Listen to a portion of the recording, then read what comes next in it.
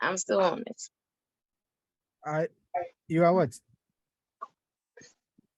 I'm not really on top. I'm there, but I'm not really on top. I've not Where? taken charge. Okay, okay. That's nice. You are very fine. Small, small. Yeah, like for example, when you see the issue, you know that this relates to this trait or this principle. So you just need to just link it to the problem in the question. So that's what I want to master.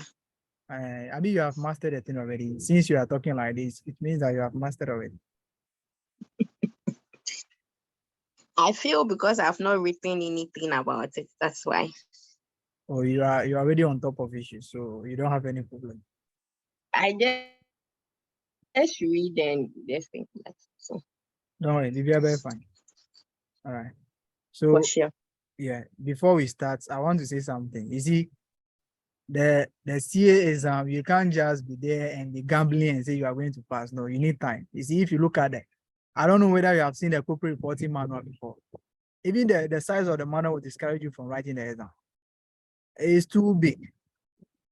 That should tell you that you need more time. You see, you just need time to read and pass the exam. The exam in itself is not difficult because wherever the questions will come from, those topics are in the books, and those topics you must know them. You see, I keep on telling people that the corporate reporting paper is easy to pass than the FR. The consolidated financial statement, the question will come from only one topic, either step acquisition, disposal, complex groups, either vertical or D shape. Then you come to consolidated financial statement, or you come to acquisition of foreign subsidiary. They will pick the question from one of these topics and they will set it straightforward. So if you know any of these topics, you are good to go. If you come to the standards, that place, I don't talk about it. The standard at the corporate reporting level, the standard is very high. The level of the standard questions are very high, and you need to learn a lot. If you come to question 3, you still see the standards there, but you see question on ethical issues. You can't go to the corporate reporting exam, but you won't see question on ethical issues. It is for 10 months. As we are speaking right now, it is already there waiting for you. It is there waiting for you. So if you should go and see the question, what are you going to do? You will go and write the question before you come to the house and start learning again. No, it doesn't work like that. So I know most of you are working, but you know that you are working before you want to write a CA again. So you have to do what CAs do. Are you getting it? You have to make out time for yourself. At least don't every dawn wake up. You can just read something. You are at the workplace, try to read something. That's what you have to do. You see, you can't just be there and say you are going to take your calculator and say you are going to write the exam. How do you pass? No. So you have to try everything possible to learn. If you go to question 4, it is about specialized transaction, either business valuation or capital reorganization, which is for 15 marks.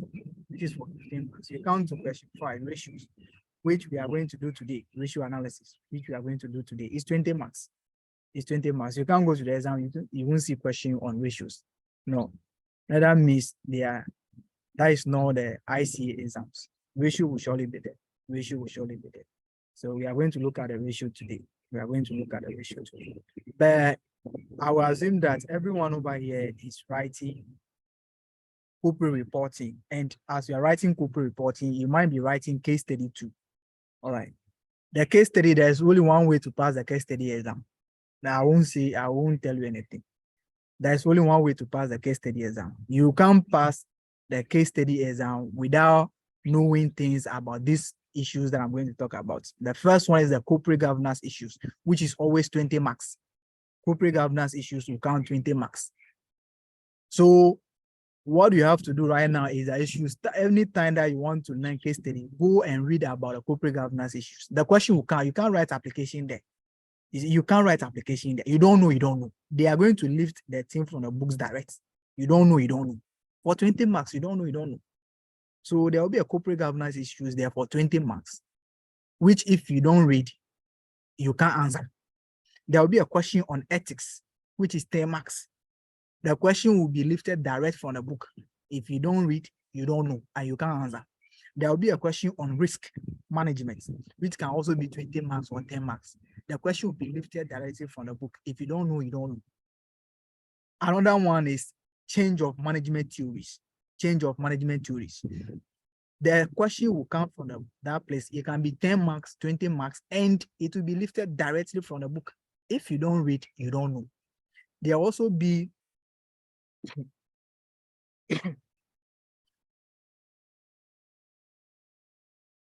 all right. How many issues did I talk about? How many issues? I spoke about corporate governance issues. I spoke about risks. I spoke about ethics. And I've also spoken about change of management. You see, if you want to pass the corporate reporting exam, start reading these ones. You see the models. You have learned the models at the degree level, master's level. Even if you yourself you are reading the case, you can produce some of the models and they will come in the exam. And this model will take only 40 marks. It will take only 40 marks. The 60 marks, 20 will go for financial management issues.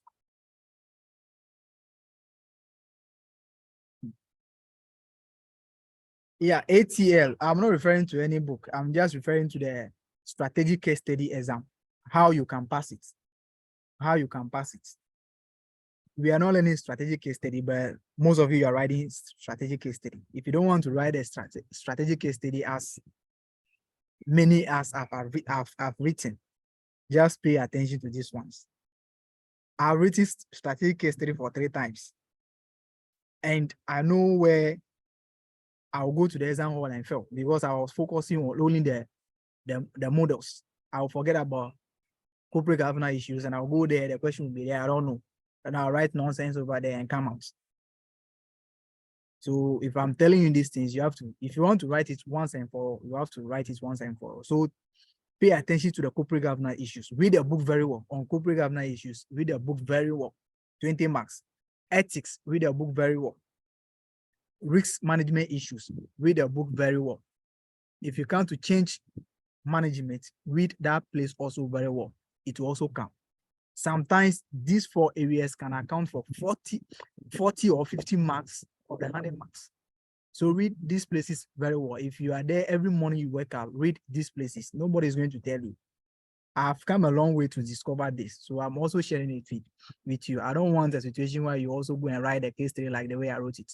No. Take these things into consideration and pass the case study once and for all. All right, thank you. If you have anything to say about that, you can see. Or if you don't get what I'm saying, I can mention the areas again. All right.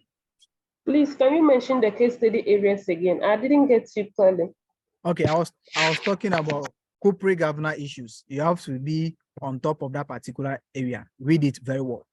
Corporate governance issues. Are you okay? Should I move on to the next one? Yes, please. The next one is risk management. Risk management. The third one is ethics. The third one is ethics. And the fourth one is change management theories. Change management theories. Change management theories. All right, read about this one for 50 or 40 marks. Some of you, if you read it, maybe one day you WhatsApp me and say, thank you, sir. Yes, you have to read this one. I'm saying that if you get the pre-scene, some of you can read it and produce some of the models yourself. So why should you be wasting time on the models? Something that you can read a case and say, oh, this one, 4 tests, 5 forces will come. This one, balance scorecard will come. You can read these ones. Even some of the instructors can also predict the models for you, and some of them will come. So why should you be wasting time on that one? Go and waste your time on these areas. Read them very well. The questions will be lifted from the book. You don't know, you don't know. You don't know, you don't know. All right. All right. So we are all saying that we are okay with the ethical issues. If you don't have that video, it's on the platform. You can go and listen to it. The recording is there. Today, I want us to look at ratio analysis or interpretation of financial statements. Interpretation of financial statements. Interpretation of financial statements. We have so many tools for interpreting financial statements of companies, but for examination purpose, we are going to limit our analysis to only ratios, how to calculate ratios for examination purpose. Those of you that have written PSA before, you know that we have something that we call common size. We also have something vertical and horizontal analysis, but those ones, they are relevant to us as far as the corporate reporting paper is concerned. So our focus will be on the ratio analysis. How do we calculate ratios? Why do you think we should, after preparing the financial statement, we should go ahead to interpret the financial statement to the users? Why do you think we should do that?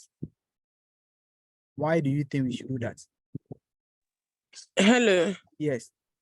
Please, sorry for sending you back. My network went off. Okay. You put some ethical question on the page this afternoon, Okay. and then the principles are 4. All right. A is 4 marks. So I want to ask, the principles are 5. Okay. Are you going to write all the principles, or the one you think that is relevant that you are going to write? Okay. Like in that case, I can see this one is there, integrity is there, Okay. professional behavior is there, Okay. professional behavior professional due care also is there. I Okay. didn't see objectivity there. Okay. And then this one too, confidentiality, because because everybody is aware. So I want to ask, am I going to list all the 5, or I'm going to limit myself to just 3, or I should just leave the 5 and go? No, you don't have to write the 5. If you think all the 5 are present in the case given to you, then you have to write all the 5. You only write the one that you think is relevant to the case. Okay. But here, like the case, there is 4 marks. So is a 4 mark. Do you know you don't know the marking scheme, so you just write what you think. Okay. All right. Okay. Thank you. You say you haven't seen objectivity there. There's objectivity. That is the what is it? Familiarity, or say. Okay. So you say you haven't seen integrity, or you say you haven't seen. No, I've not seen. No, this one. Confidentiality. I didn't see any confidentiality in it. That is me. That is the only thing, isn't it? Yes, that's the only thing I've not seen, confidentiality, because the director is aware, and then unless the CEO or something, then they should write it up. There's no more confidentiality. Okay. So you just write what you think is relevant to the case given to you. Okay. Right. So I will say this again. In any case, if the question is talking about ethical issues,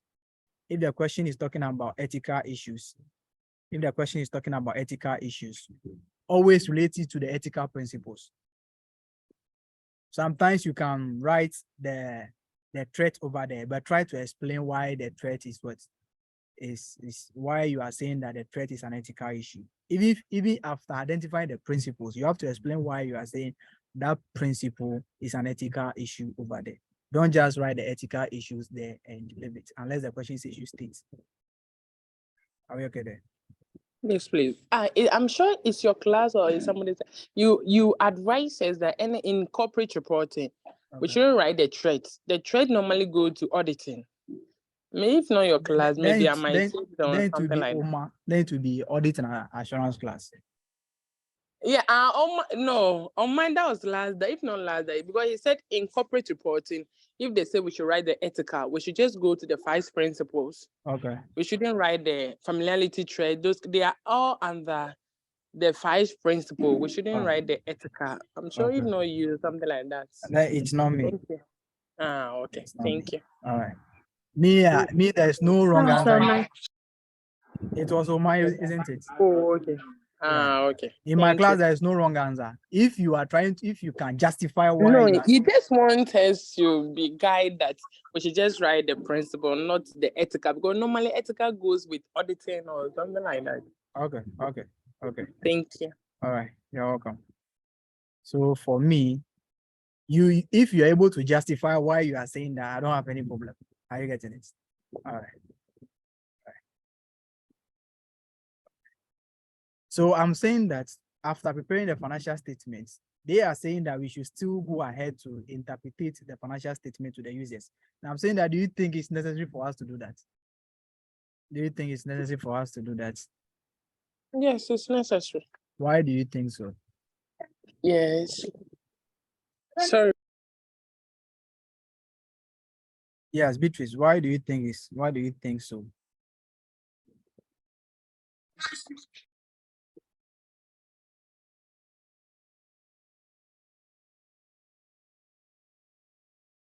Who said yes?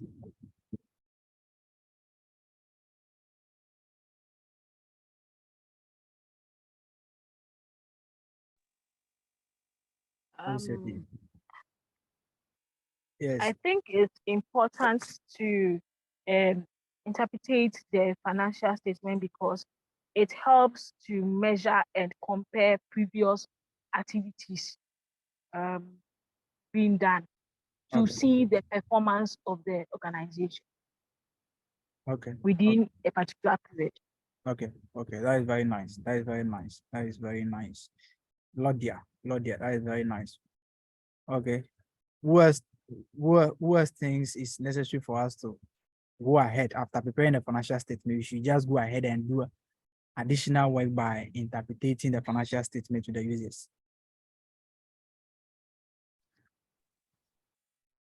It also helps to compare performance of entities in similar organizations as your entity. Okay. Okay. So we do that to compare performance and see whether you are doing well or you're not doing well, isn't it?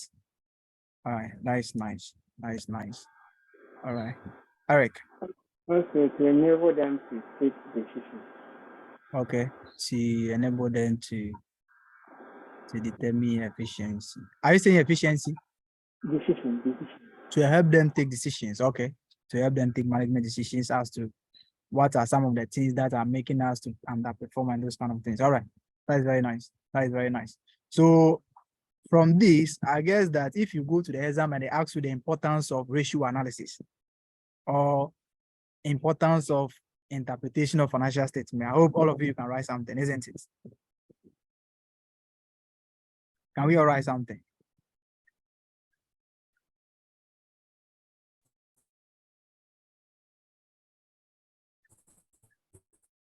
Can we all write something if they should ask us about the importance of ratio analysis? Yes, someone is saying that we will try. Okay, we will try. Myself, I will try. So we don't have a problem with that. All right. Do you think that when you are interpreting the financial statement, you will come across certain challenges or there are certain things that will make the interpretation not to be meaningful? Do you think that there are certain things that will make the interpretation not to be uniform? You are trying to interpret the financial statement so that you can compare with two companies. Do you think there are certain things that will exist that will make the comparison between these two companies useless or meaningless? Do you think there are some conditions that will make this comparison useless and meaningless?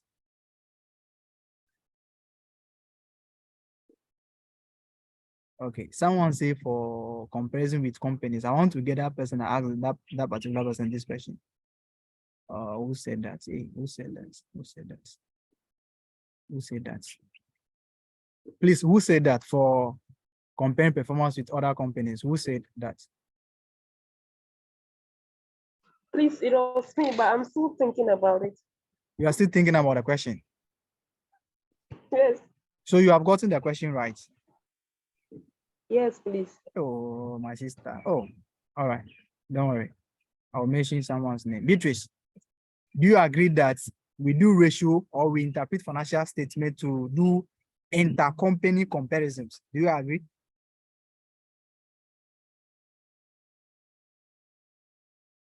Beatrice, are you there? Hello, sorry. Yes, please. I'm back now. Sorry. So you agree, isn't it? Yes, please. So do you also think that there are some things that will make the intercompany comparison useless or meaningless? There are certain things that will make the interpretation incomplete. Do you think there are certain things that will do that? Yes, so yes. Okay, I think the size of the company because of the inventory. Okay. Oh. Okay.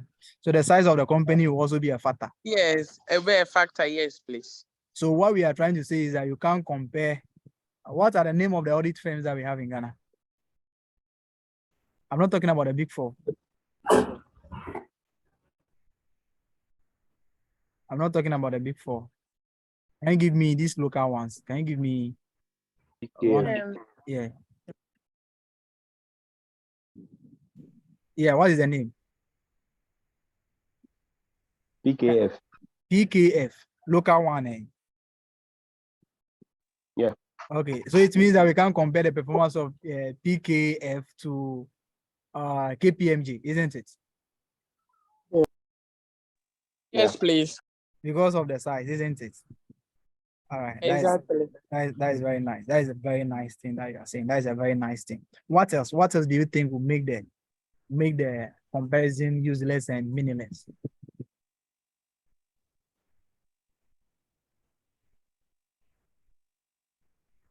Good evening. Yes. How are you doing?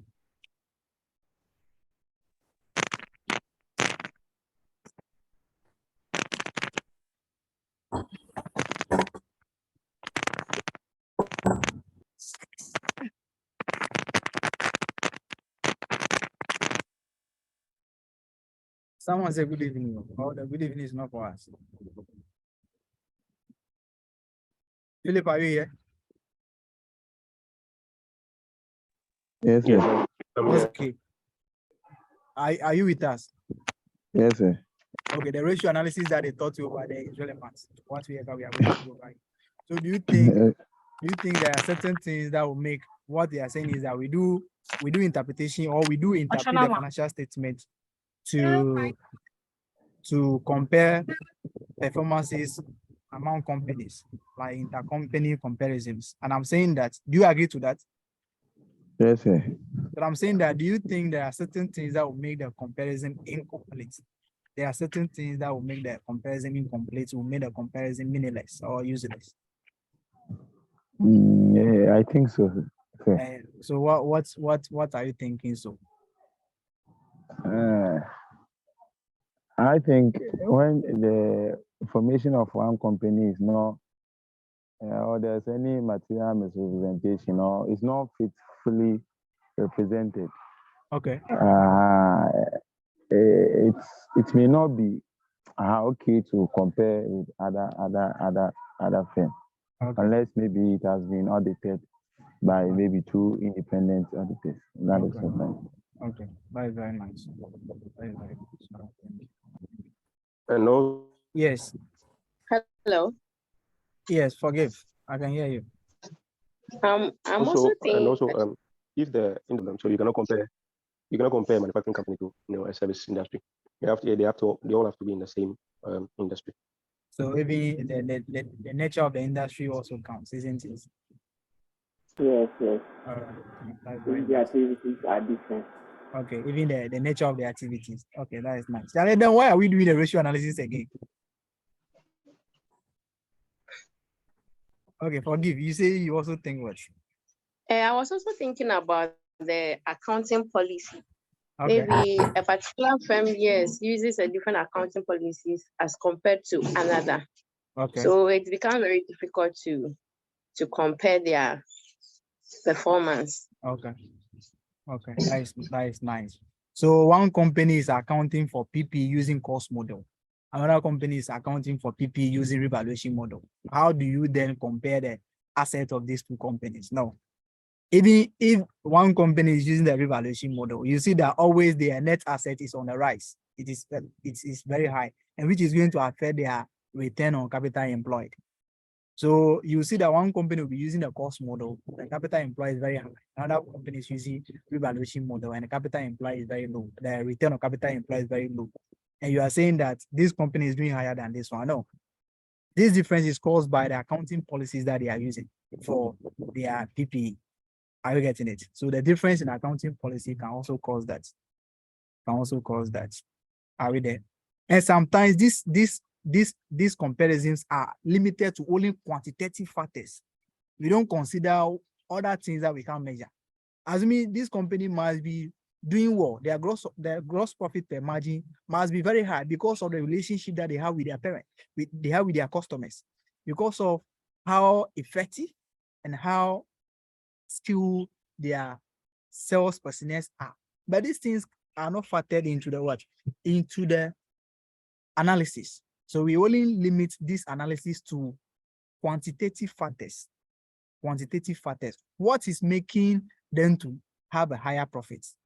No, this might not be related to anything that can be measured. It can be related to their location, where they are located, the nature of their employees that they have, the management staff they have, the organization. Those things are all not factored into the analysis. So these are some of the limitations of what? Ratio analysis. If you are doing interpretation of financial statements, these are some of the limitations that you are going to have. So in an exam, they can give you a ratio question, and B, they'll ask you to state maybe 4 importance of ratio analysis or 4 limitations of the ratio analysis. You have to be able to come out with these ones. You have to be able to come out with these ones. So we are saying that our focus today will be about ratio analysis. So the tools that we use for ratio analysis are being grouped into 4 or 5 major categories. The first one is we do look at the profitability analysis. We look at profitability analysis. If you're talking about profitability analysis, we are talking about how well is the company doing? How well is the company doing? And we have ratios that we calculate under this particular heading or this particular category. So we have the profitability ratios, we have the liquidity ratios, we have the working capital management ratios, we have the gearing ratios, and we also have the investment ratios. So if you say profitability ratios, we are talking about ratios that will help us to measure the performance of the company, And what are those ratios that we use? What are those ratios that we use? You have to know that ratio is just something that we do. We just look at, we look at a figure and we write it as a ratio or as a proportion of another figure. Then we just multiply it by 100 or something. Something that we are just picking and say, okay, if we should use this as a basis of analysis, it will be meaningful. So if you go to the exam, you can also form your ratios on your own if you think that it is relevant to whatever question that they're asking you. Why not? You can calculate it and use it in your interpretation or in your analysis. But they have given us some key ratios that we have under each of the headings. If you are asked to calculate investment ratios, they are saying that there are certain ratios that are of much importance to the investors. If you come to gearing ratio, the potential lenders, there are key ratios that are important to them, and this is how we calculate it. If you come to working capital management, there are key ratios that we have to calculate for each of the working capital items. If you come to liquidity ratios, does the company have enough cash to settle its liabilities and those things? We calculate certain ratios to know whether that is possible or not. If it comes to profitability, we calculate certain ratios to know whether the company is profitable or not. So we are going to look at these ratios one by one. So we are taking the profitability ratio. These ratios help us to analyze the performance of the company. So if you go to an exam and they ask you calculate the ratio or write a report analyzing the financial performance and financial position, as soon as they say financial performance, they are talking about profitability ratios. All right, so let's look at the profitability ratios. The first one is, I hope you have all written FR before, isn't it? If not for FR, we have all done financial accounting. So you just mention the ratios for me and how we calculate it. All right. So for GIF, profitability ratios, how do we calculate them? Okay, profitability ratio. We take a proportion of the, for example, when you take like gross margin, so it's the gross profit over sales times 100, and we have the ROCE, which is the return on capital employed, which is the profit before interest and tax or operating profit over capital employed times 100. Okay. And capital employed too can be calculated as the total assets minus current liabilities, or your total equity fund plus your interest-bearing finance. Okay. Okay. So right now you have done all the things for us. Oh. So there is no way we should go back and do what no, we are not going to do anything again. So we just take all the things that you are saying. You get it? So that is the end. So let's look at the ratios. The first one is the profitability ratios. The first one is the profitability ratios. So let's take them one by one and the respective headings. Profitability.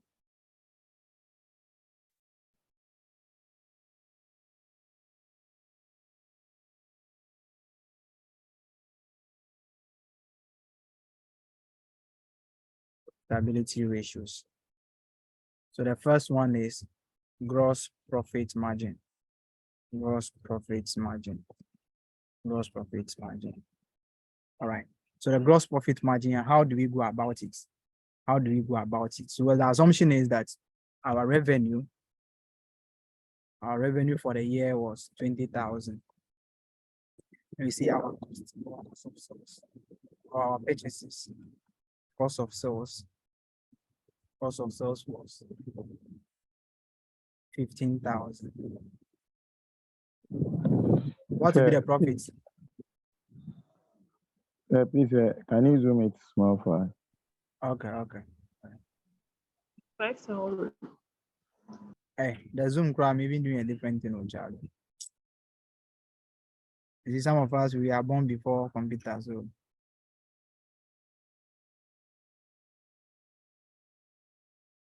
all right. Okay, can you see now? Yes, sir. Okay, so we have revenue of 2,000, cost of sales of 15,000. What will be our profit after all?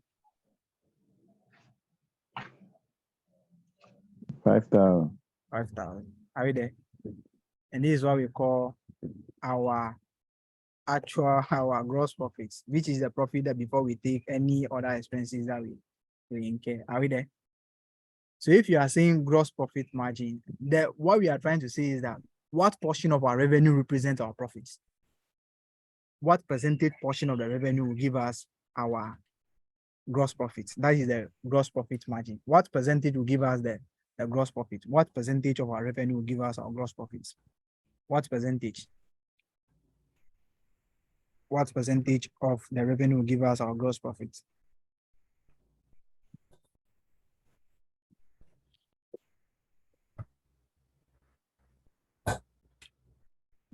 25%. 25%.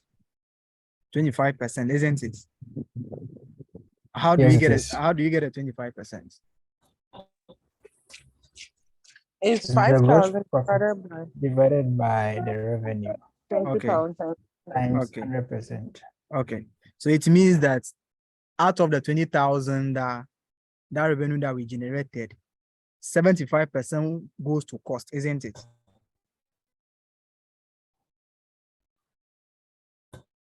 Is that the case?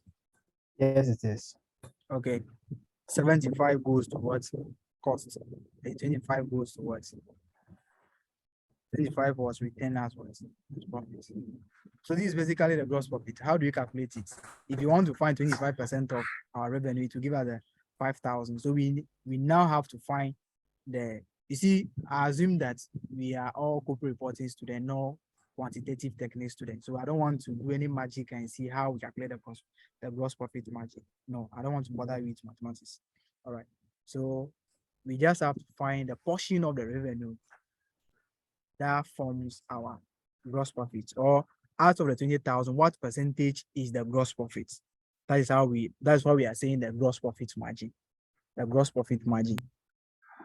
What do we use the gross profit margin for? What do we use the gross profit margin for?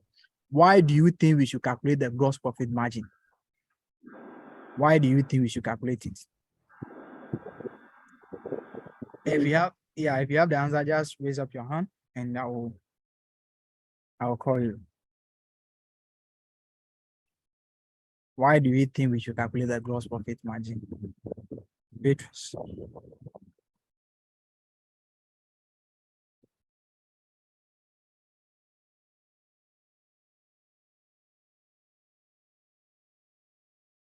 Why do you think we should calculate gross profit margin, Beatrice?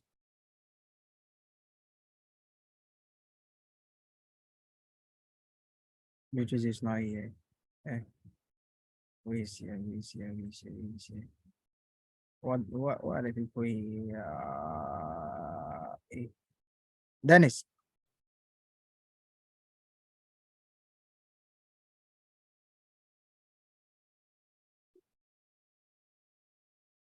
Dennis, why do you think we should calculate the gross profit margin? Why do you think it's relevant to us? Yeah. Gross profit margin is relevant in the sense to measure the percentage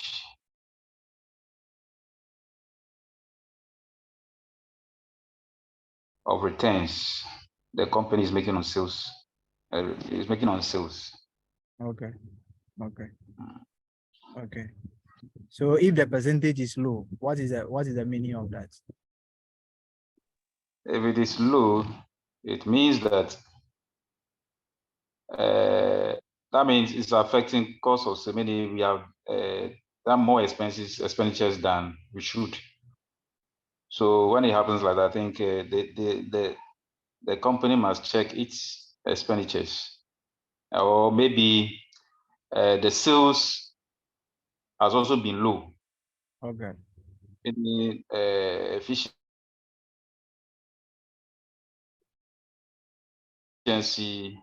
is at stake here. Okay. And then you also try to reduce your costs. Okay. To increase your profit. Okay. That is a nice analysis. What recommendation will you make to the company if you are the financial accountant or the financial manager? If you calculate your gross profit margin is 5%, what would be the likely recommendations that you give to your company? I think the recommendation would be the company should look at its mechanisms, Okay. mechanism that they use to make sales. If maybe they should devise different means of attracting more customers to patronize their services. And what are some of those nice ways that you are talking about? Example of them is what?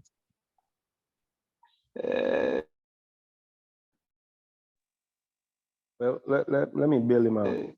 So maybe if maybe we look at the product, you also look at the product. Okay.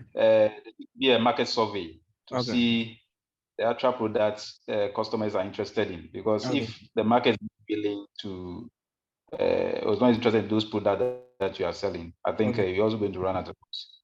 Okay. And then also look at the personnel's, the competency of the personnel's working.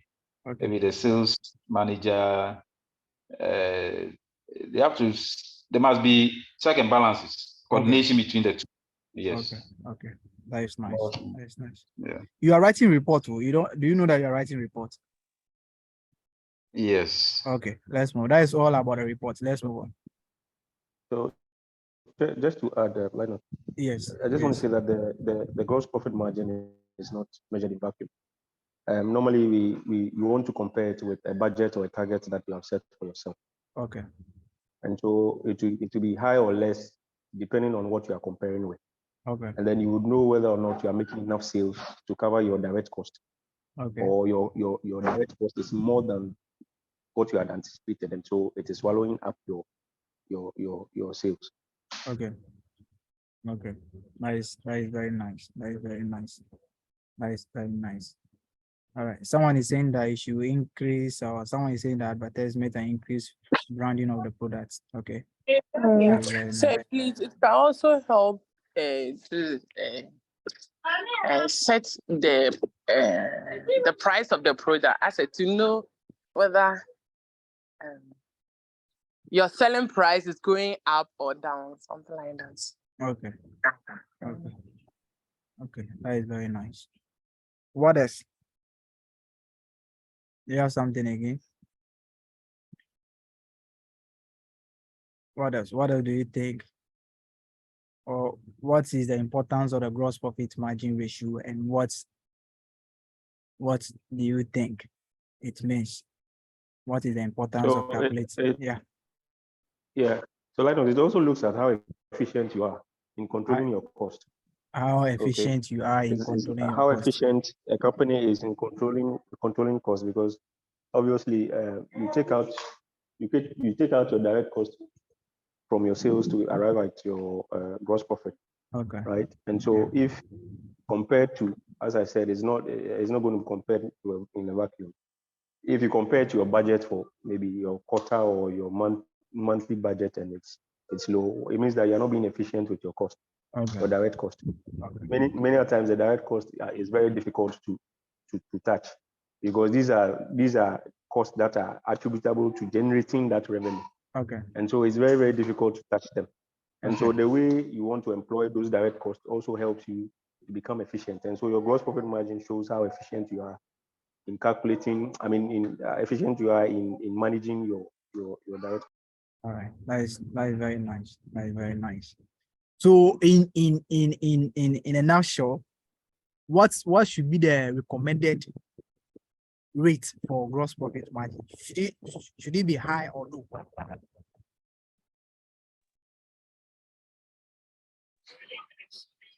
In a nutshell, your gross profit margin is always supposed to be high. Because your gross profit margin is always supposed to be high, because at the end of the day, you haven't deducted your operating cost from it yet to arrive at your operating profit. And so it must be high enough to cover your cost, to cover your indirect cost, which are your operating expenses. Okay. So you are saying that it should be high. Do you know the implications of apply aggressive methods of reducing costs?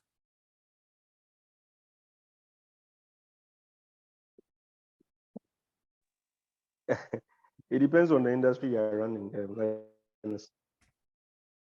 Okay. If you are somebody who is actually doing online businesses, you don't need a lot of stuff, and so it suits you. You don't incur a lot of payroll cost. Okay. And so that is a very nice way to reduce your cost. Okay. So maybe if you are doing the orthodox way of doing business, you might want to change or reduce your staff costs by going online. Okay. So this all is part of the ways to reduce your cost. Okay. All right. So in any case, if you also, are trying, all right. Yeah, Edu, you wanted to say something? I wanted to say that if the gross profit is high, that means that you're also going to pay high taxes. Okay. Hey, Charlie. No, not necessarily. Not necessarily. Charlie, hey, Charlie, this class people, you have the 20 marks already. Because the analysis, is too much. If the gross profit is high, you are going to pay high tax. Yes, but that can also be true. Okay, so the gross profit margin should be low, isn't it? All right. Yes, it is. It should be average. It should be average. Okay, I like the term average. Yeah, that is very nice. That is very nice. That is very nice. But so in any case, it should be reasonable. It should be reasonable. You see, if you are trying to reduce your direct costs, you have to know that direct costs are directly attributable to the revenue. So if you don't incur them, you're not going to generate more revenue. You're not going to generate more revenue. And if you are reducing your cost, it might be that you are doing this at the disadvantage of the customers. You are giving them fake and shoddy products, which are not quality. So if that is happening, your revenue will automatically reduce. But if you want to reduce costs, it should be a way that nobody will be disadvantaged, not the company, not the customers. So in any case, it should be reasonable. It should not be low. It should not be too high. It should be reasonable to cover your overheads or the indirect costs. It should be reasonable. Another way of talking about the gross profit margin is that for any 1 cedi sale that we make, we are going to get a profit of 0.25 on it. So for any 1 cedi sale that you make, you are going to get a profit of 0.25. No, this is too small. This is too small. This will not even encourage you to sell more, because you see that after selling, most of your returns will go to the cost. most of your returns will go to the cost. So what we do is that if you're calculating the gross profit margin, you can do this to compare with the industry average, compare with a direct competitor, or to compare with your own performance, maybe your own performance for the previous year. So if you are going to do this analysis, if you are going to do it, if your gross profit margin is higher than the other company, it means that you are doing well. Why are you saying that you are doing well? Maybe you are so good at controlling costs. You're also good at what? Controlling your overheads. And the other company, maybe they are not doing so. So if you are doing the analysis, sometimes say what you have said. Okay, company B is more profitable than company B. Why are you saying that? Because the gross profit margin of company A is 5% higher than company B. This shows that company B is able to manage its costs, its indirect costs, and those kind of things. Those things that you think will make company A to have a higher gross profit margin than company B. That is how we go about the analysis about these ratios. Let's look at how we calculate the gross profit margin. Gross profit margin is calculated as gross profits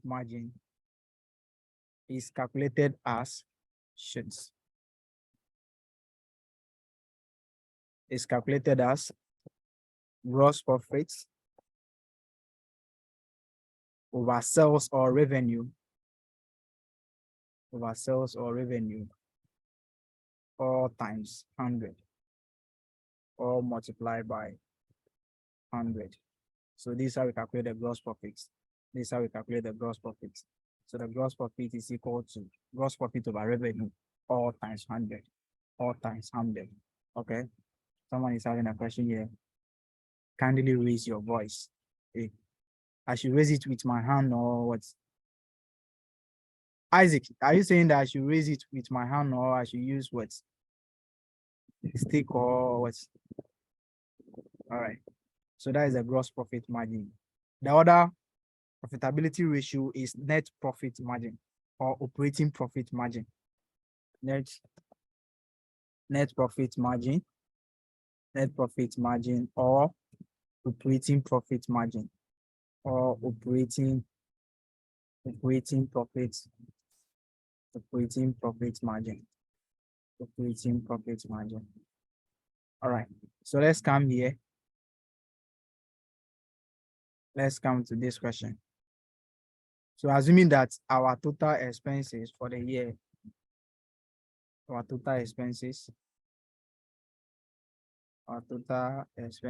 the year was 200, was 2,000. What will be our net profits? 3,000. 3,000. So what portion of our total revenue represents the net profit? What portion of our total revenue represents our net profits?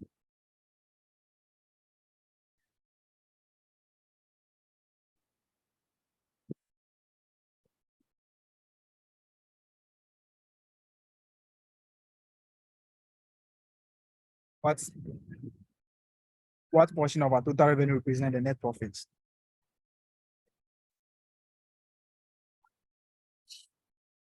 What portion?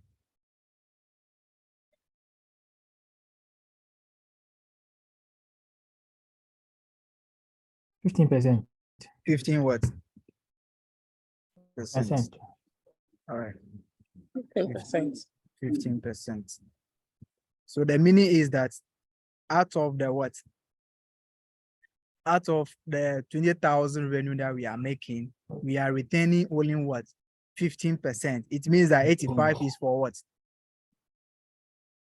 85 is for what? It means that 85% is for what?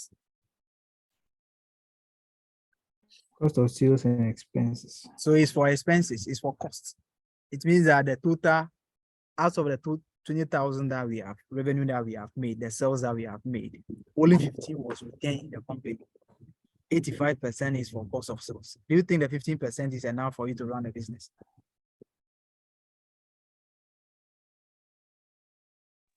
No.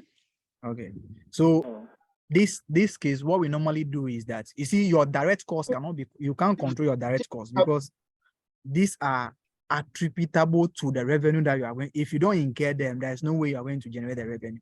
So what we normally do is that we try to control our indirect cost. Our indirect cost. How do we control the indirect cost? You try to produce more. You try, okay. Samuel. Yes, Chief, I understand the 100%, I understand the 75%, I understand the 25%. Okay. I understand the 50%, but I don't understand the 10%. The 10% you don't understand. Yes, okay. Chief. Find the expenses, the portion of the percentage of the expenses over the total revenue. So 2,000 okay, over 20,000 give us what? Okay, let me do it, sir. All right.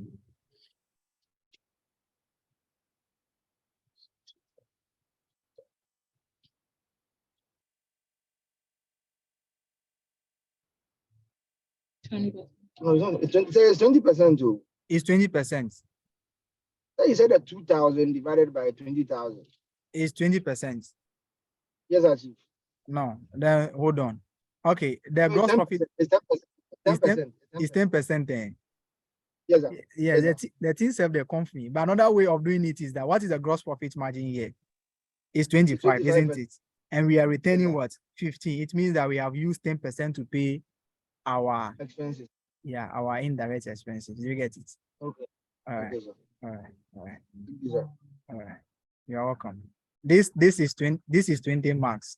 The calculation sometimes can be 10 marks or 6 marks. It is the report that I'm much concerned about. I know that some of you, most of you can calculate the ratios. So I'm much concerned about the reports. I read it, but don't worry, we get there. We get there. We get there. So net profit is part of the profit that will be retained for maybe next year day-to-day running of the business. So in most cases, this is supposed to be high. This is supposed to be high because it is out of this that you are going to pay tax, you are going to pay finance costs, you are going to pay dividends. So if it is not high, it means that you're not going to pay dividends, and the investors will be discouraged to invest more. Some of them they can surrender their investment. They can sell it to other parties. So in most cases, the direct costs, you can't control them because these are directly attributable to the revenue. If you don't incur them, you can't generate the revenue. But it is the fixed or the indirect costs that we have to control.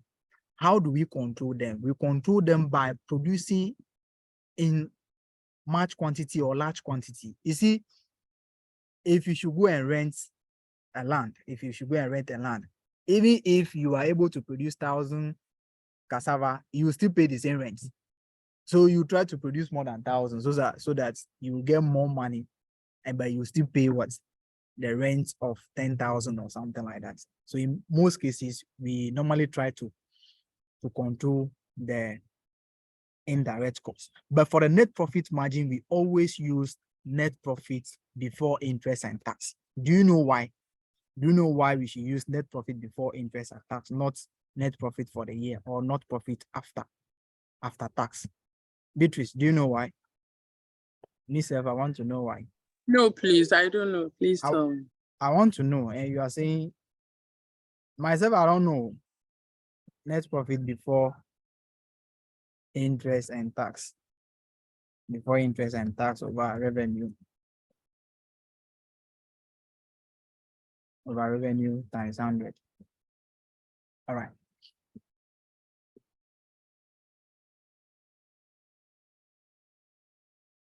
Yes. Edu, do you know why we use net profit before interest and tax? Yeah, Samuel, your hand is still up. Oh no, so there's a mistake, sir. Okay, so it was the first one, isn't it? Yes, that's it. So are you saying that you don't know why? Why we use net interest before tax? Yes, net profit before interest and tax for the calculation, not net profit after tax. So that one there, I'm not sure I know why. Okay. All right. Who knows? Tony, You have something for us? Philip, Edu. You know why?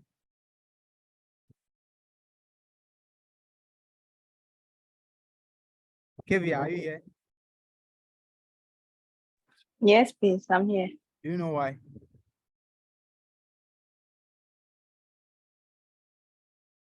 I want someone to answer this question so that I can go back to say something about the gross profit margin and the net profit margin. Forgive. Do you know why? Anything you know, so please tell me. I don't know. No, please, I don't know why. Oh, my people, why? You see, the assumption is that you see the tax and then the profits. The profit, they are not directly related to the operating activities of the company. Are you getting it? If you want to generate revenue, we can do away tax and interest. We can still generate revenue. So the assumption is that they are not directly related to the operating activities or the day-to-day activities of the company. That is why we normally ignore them. So if you're using the net profit margin, we are trying to calculate the net profit, the margin from our day-to-day activities, So we are assuming that the tax and those ones, they are not directly attributable to, they are not a direct cost to our operating activities, to our day-to-day activity. That is the assumption. That is the assumption. Are we okay now? Forgive, Beatrice, are you okay now? No, Yes, please come again. Forgive, I should come again. I'm saying that the reason is that Yes. the interest and the tax, they are not directly attributable to our day-to-day operating activities. They are not costs that we incur to generate revenue. Okay. Are you getting it? So if you are Yes. talking about net profit margin, we are just talking about the profit that we generated from our day-to-day activities. That is what we are talking about. So we don't assume the interest and the tax are not directly attributable to our day-to-day activities. We only incur these ones when we make profits. We only incur those ones when we make profits. Are we there? We can take loan to build a house or to build an office for the company. You see, the office is not directly attributable to our day-to-day activity. That is why we capitalize interest for those assets. You can see that they don't expense them off because they are not directly related to our day-to-day activities. No, it is for building something else. That is the reason. So for this reason, I will say something about gross profit margin and net profit margin. You see, if you have a question, but I see they don't really take those things into consideration. If you have a profit, if you have a question, that the gross profit, that they added any other items to it, which is known as a result of our day-to-day activities, maybe fair value gain from revaluation of financial instruments. You see, that gain doesn't exist. Are you getting it? It's just an assumption that, okay, the value has increased. It's not something that we actually earn. It's just an assumption. So we see a fair value gain from remeasure or remeasurement of financial instruments, fair value gain from agriculture. Those things, they are just an assumed gain. They are not there. But ICA doesn't take into consideration those things. Even if those things are there, they just add it to a gross profit and take the total figure and go and calculate. But in actual sense, those things should not be included in our gross profit margin calculation because they are not something related to our business activity. But they don't take those things into consideration. So maybe, but if you're in practice, if you want to calculate these ratios, you can ignore those items that are not related to your ordinary business activities, and you calculate a nice ratio and present it to the board. But in the examination, IC doesn't take those things into consideration. If you see fair value gain from agriculture assets or fair value gain from remeasure of financial instruments, my brother, my sister, add it to your gross profit or net profit and calculate. They don't consider those things. They just add them and calculate their ratios. Are you okay then? Are you okay? All right. Can we move on? Please, let's move on. Yeah. Okay. Yes, sir. Okay. The next one is return on capital employed, which we call the ROSI. Some people call it ROSI. I don't know what is the ROSI for. All right. Return on what? Capital employed, which is calculated as net profit before interest and tax. What is the difference between capital employed and capital invested?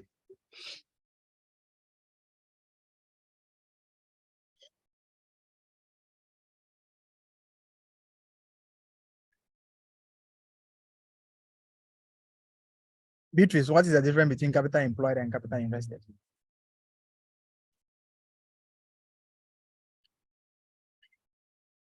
Beatrice. Omar has given someone to me that I should be worrying the person. Okay, it's forgive. Yes. Yeah. Beatrice, what is the difference between capital invested and capital employed?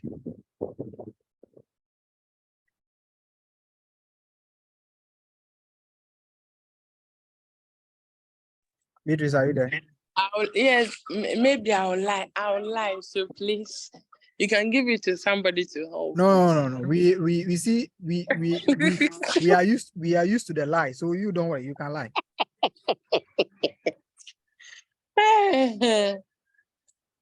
Hey. We are used to the lies. You see my class, I don't really pay attention to the exam like that. I pay attention to after the exam, what's next.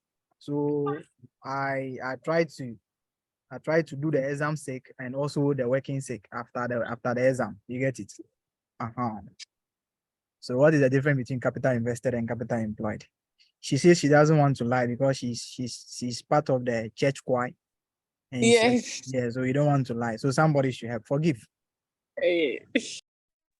Forgive. Okay, I think they are the same.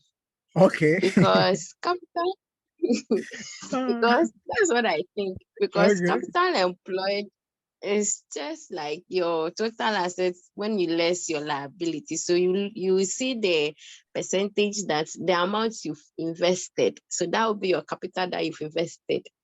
Okay. After you've taken all your Okay. Someone says that what is the person? Okay. Jim is saying that capital invested is only equity. Capital employed is loan and equity. It's loan and equity. Okay. It's loan and equity. Okay. It's loan and equity. That is very nice. All right. Okay. Oh, Dennis, are you there? Philip Edu, are you there? Capital employed and capital invested.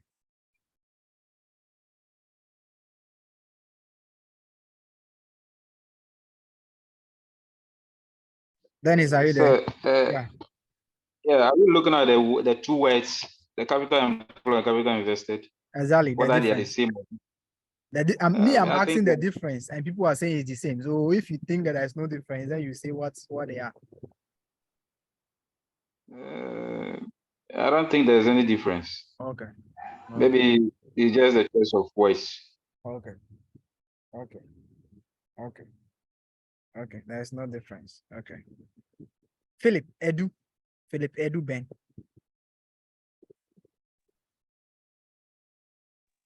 Okay. I was a bit distracted. Please, the question again. I'm saying that the difference between capital invested and capital employed.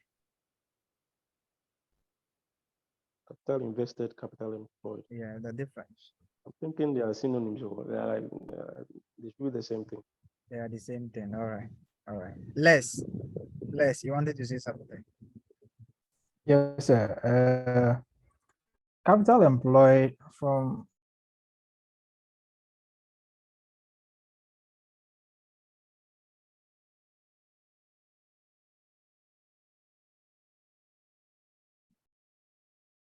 Les, we can't hear you again.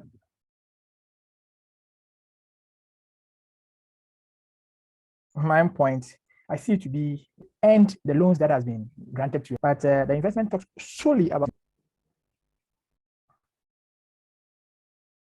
Les, I can't hear you. Les.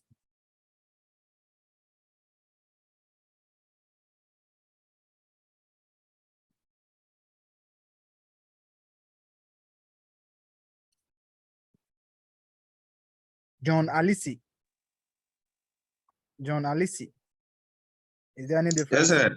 Yeah, is there any difference? Yeah, I think they are the same. Oh. They are the same. Okay. Yeah. Okay, Linus. Yes. Linus. Yeah. Yeah. So I think there's a slight difference. Yeah. Okay. After you have Googled, there is a slight difference, isn't it? No, I mean employed. Employed. There's a slight difference. I think employed is what what I mean the company has invested in. Okay. But invested is what actually has been raised through maybe any public offering and all those securities and all that. The amount that has been raised for the company to also channel it into, I mean, their normal operation. Okay. Okay. Capital invested is the total funds injected into the business, while capital employed is the net of current assets and current liabilities. All right. You are still saying the same thing. You are still saying the same thing. All right. Okay. So in any case that you are looking at these things, some people might say they are the same. Some people might say they are different. They are different. So if you talk about capital employed means the actual money that we have put into use. The actual money that we have put into use. And this includes our equity, shareholders fund, and the debt instrument, which is the long-term debt, So if you have your share capital, return earnings, and those things, they are all money that you want to return in a business. So those are shareholders fund. But if you also have some debt components like debentures, loan notes, and those things, they also solicit for those sources to finance the business. So those are the capital employed, which is basically the total asset minus current liabilities. That is the capital employed. Capital invested is only seen from the perspective of the ordinary shareholders. So the shareholders fund is the capital invested. The shareholders fund is the capital invested. The shareholders fund is the capital invested. We someone say is the equity. The shareholders fund is the capital invested. So your share capital, return earnings, capital surplus, other components of equity and those things are the capital invested.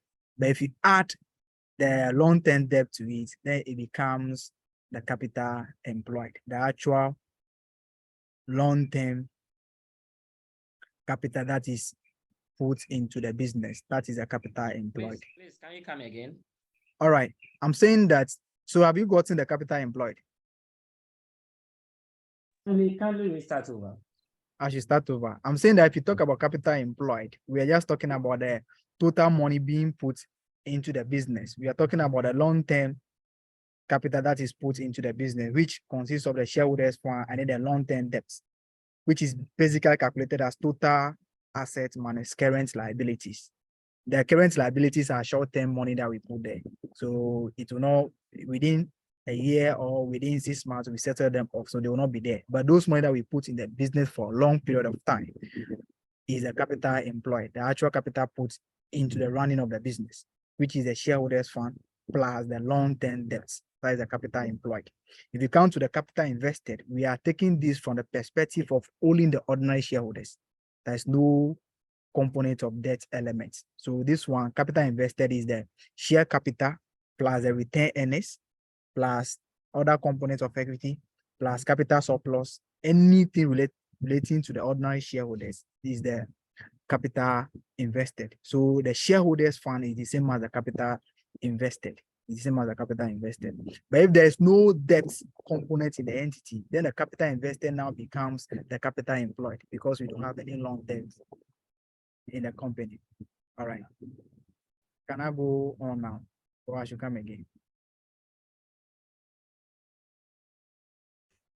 Let's make progress. Okay. All right. All right. So in this case, this is, you see the ratio, they are not, you don't have to have specific ratios. You can go to the exam, they'll ask you calculate return on capital invested. Return on capital invested is the same as return on equity. Return on capital invested is the same as return on what? Equity. Are we there? All right. So return on capital employed is net profit before tax over net assets. net assets over net asset, which can be calculated as net asset. How do we calculate the net assets? Or multiply by 100. How do we calculate net assets? Forgive, how do we calculate the net assets?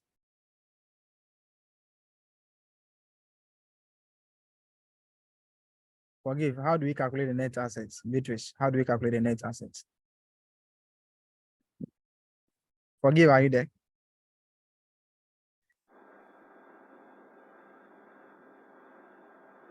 Yeah. How do we calculate net assets? So with the net asset, Okay. yes, please. Yeah, how do we calculate the net assets? Hello, Yeah, I can hear you. How do we calculate the net assets? hello. I can hear you, forgive. Hello. Forgive, I can hear you Okay, loud net and assets clear. Yeah. can be calculated as the your your total assets, then you less your current. So Okay. your total assets, total assets and you less your current liability. So total asset minus what? So I'm saying that it's total assets, then you less your current liabilities. All right, all right. Do you have any other means of calculating it? Total Please, assets. did you hear what I said? Yes, yes, I've heard you. Total asset minus current liabilities, isn't it?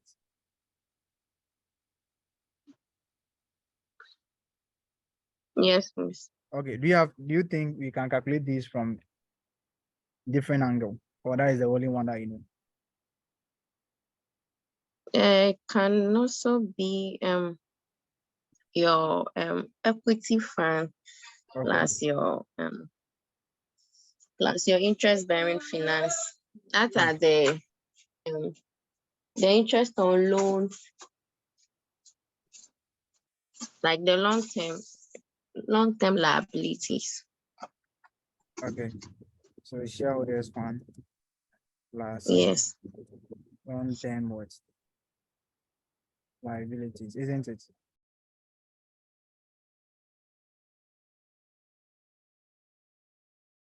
All right. So if sometimes the examiner can define how you are going to calculate the net assets, the examiner can define how you are going to calculate the net asset. But if it is not defined for you, net asset is calculated as total asset plus current liabilities or shareholders fund plus long-term liabilities.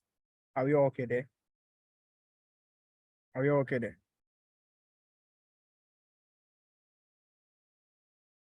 Okay, let's move on. The next profitability ratio can also be return on equity. Return on equity. Return on equity. How do we calculate return on equity?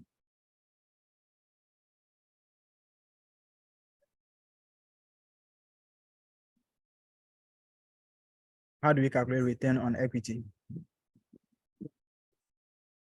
Interest, return on equity. Okay, Collins, return on equity.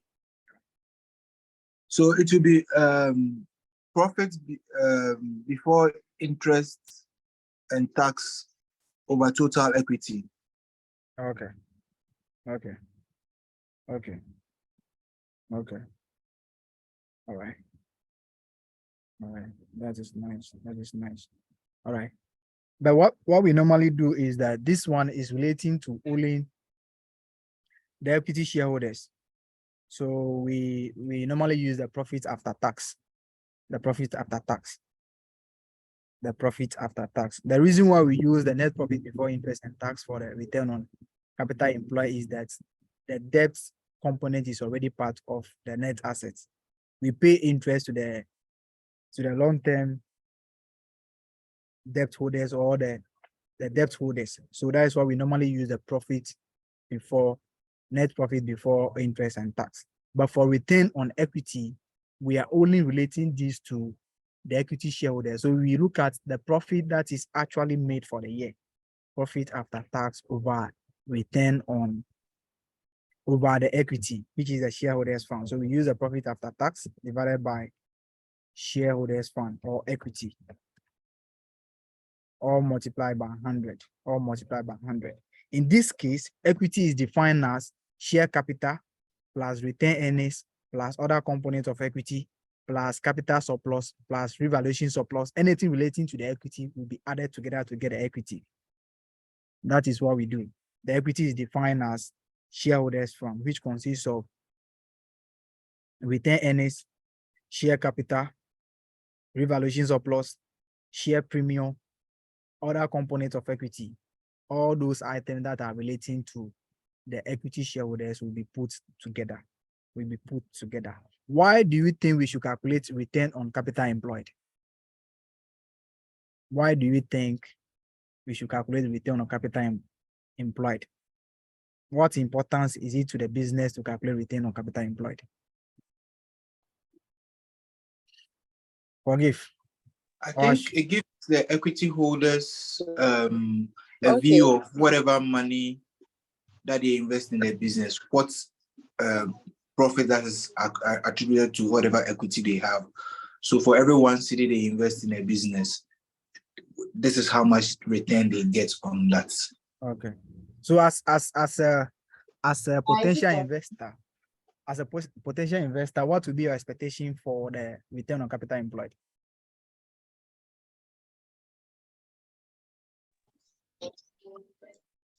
I think they will be sure whether there will be dividends or not. Okay. Forgive, you wanted to say something. Okay, I was about asking, what about when there are preference dividends? Do you take it out from the profit after tax before you calculate the return on equity? Because I know that with those preference dividends, they are debt. So you are supposed to take it out from the profit before you arrive at your return on equity. Okay. All right. So what do you think you will do? I'm thinking that you take the preference dividends from the profit after tax before you divide it by your equity. Okay. Oh, I'm just listening to what you are saying. The order you are adding means that you are not sure about what you're saying. Okay, that is a very nice case that you have. Yes, you have to subtract it. You have to subtract it to get only the profit that is relating to the equity shareholders. That is a very nice thing. But in some cases, the question will define the return, how you are going to calculate the return on equity. So they can say the profit after tax over equity. If nothing like that exists, then you can go ahead to subtract the preference share dividend and state it over there that the return on equity is calculated as profit attributable to ordinary shareholders over shareholders fund. Are you getting it? All right. Yes, please. Okay, so we can move on, isn't it? Yes. So I'm talking about, the question is coming to you. Why do we think we should calculate ROCE, return on capital employed? Of what benefit will it be to you as a potential investor or you as a company? What benefit is the return on capital employed to you?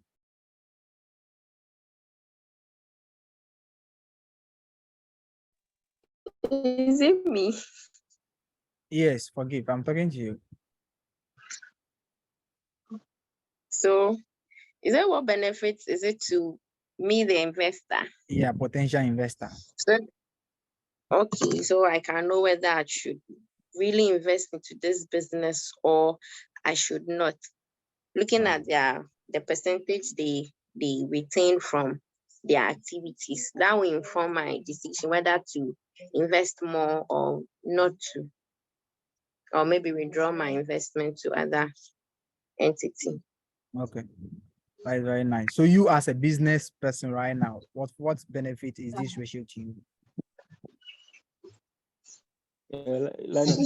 Okay.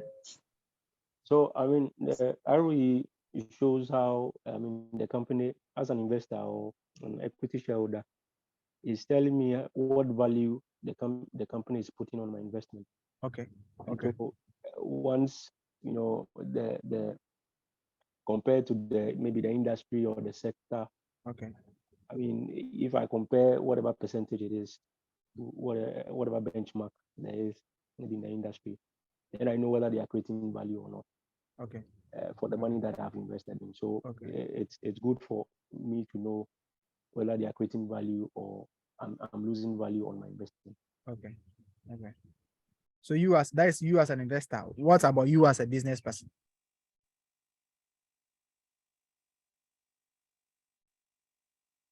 When you say business person, what do you mean? Okay, business owner. Assuming you are the management of the company that is calculating this return on capital employed. Of what benefit is this ratio to you? What decisions the ratio will make you take as a management of that particular company?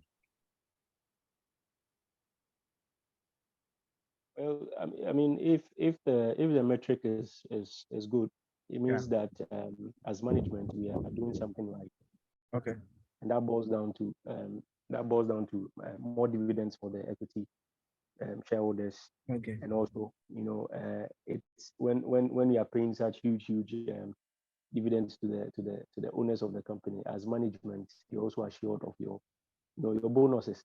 Okay. And so obviously, yes, it means that we are doing something right as management. You're going to get some very huge bonus. Okay. All right. And I mean, it's not only about management; it trickles down to Okay. Okay. All right. You see, if people, I have the feeling that you have scored the 20 marks already, because these are the things that you have to say in the reports. If you are saying, okay, we have talked about return on capital employed, he's talking about for every 1 cedi that I'm going to invest, this is the portion that it is given to me as a return, isn't it? That is the reason. But what is the implication of this particular thing? What does it mean to a potential investor? What is the implication? The company going forward, what will be the implication? Or what benefit will you have having a higher ROCE? If you have a higher ROCE, what is the advantage? What is the disadvantage? What if you have a lower one and those kind of things? These are the things that you see in the reports. But don't worry, for the report, we get there. We get there. All right. You see, another benefit of the ROCE is to measure efficiency. You see, you know that the ROCE is calculated on a net asset. The net asset that we are talking about over here is the investment. So if we are having a higher ROCE, it means that we are making a good use of our non-current asset. We are putting our investment, or we are putting our asset into a good use, which measures efficiency. Are you getting it? So it means that we are making a good use of our assets. But if you're having a low, that means that some of the assets are there lying idle. They are not using them for anything. That's also another way of looking at the ROCE. Let's move on to return on equity. Return on equity. Though the last one we look at asset turnover ratio.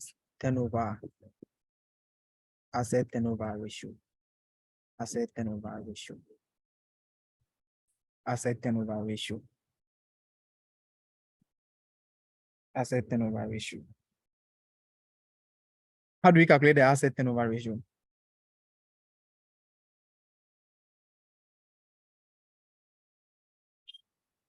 Forgive. How do we calculate the asset turnover ratio?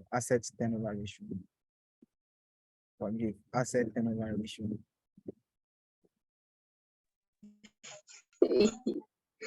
It's like today, dear. No, I said that. No, I say Omar has given someone's name to me that I should be on the person. But if not me, forgive. If not yes, me, forgive. I'm sure that is the two of you, but I'll confirm again. But do you know? Asset turnover ratio has to do with a friend is saying the proportion of the sales. Is that to give me the formula, or I should interpret? You just give me the formula for now.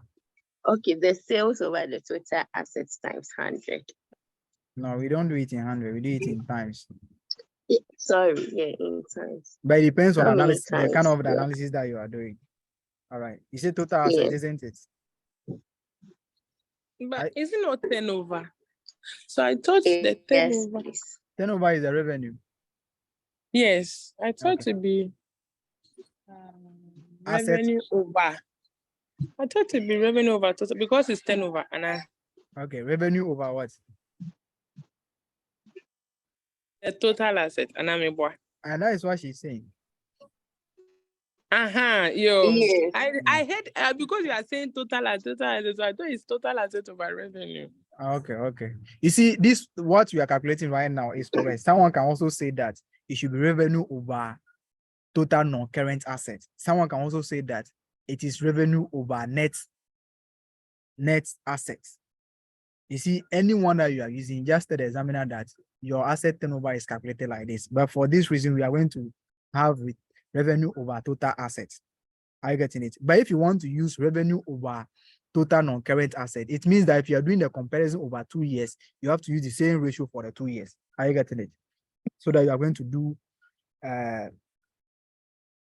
a good analysis. So don't use revenue over total asset for 1 year and be using it for revenue over total net asset for the other year. No, if you're using revenue over total asset, use the same thing for the 2 companies or use the same thing for the 2 years.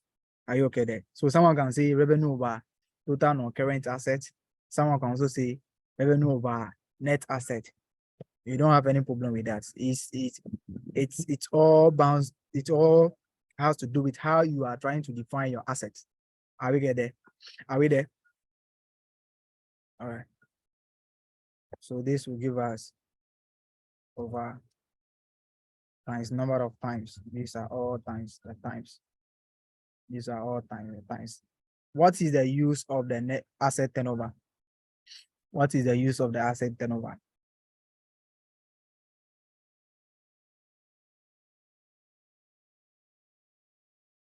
What is the use of the asset turnover?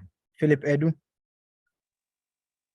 Yes, I think it's looking at how you are investing your asset to generate revenue. Okay. So it's looking at your efficiency. Okay. It is an efficiency ratio, looking at how efficient you are in turning your assets into revenue. Okay. So if this ratio is low, what does it mean? Philip, if this ratio is low, it means you are being inefficient. Like you said, maybe some of your assets are lying idle. Okay. And so we are not investing them in the proper way to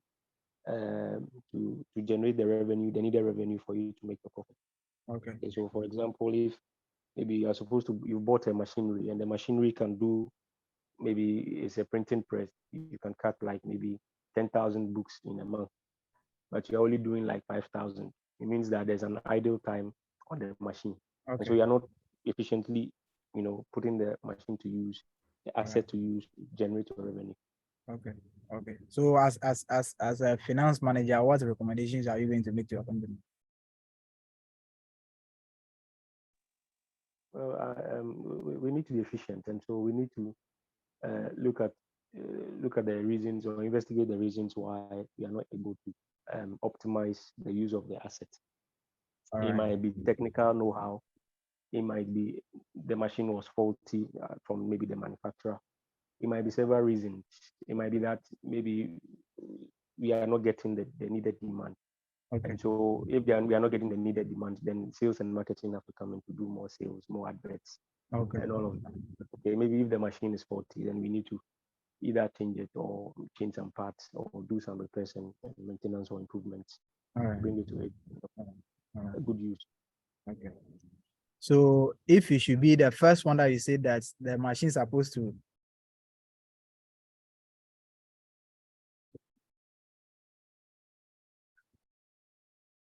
if like if it should be the first one that you see that the machine is supposed to print about 10,000 in a month and you are printing only 5,000, what recommendation would you give?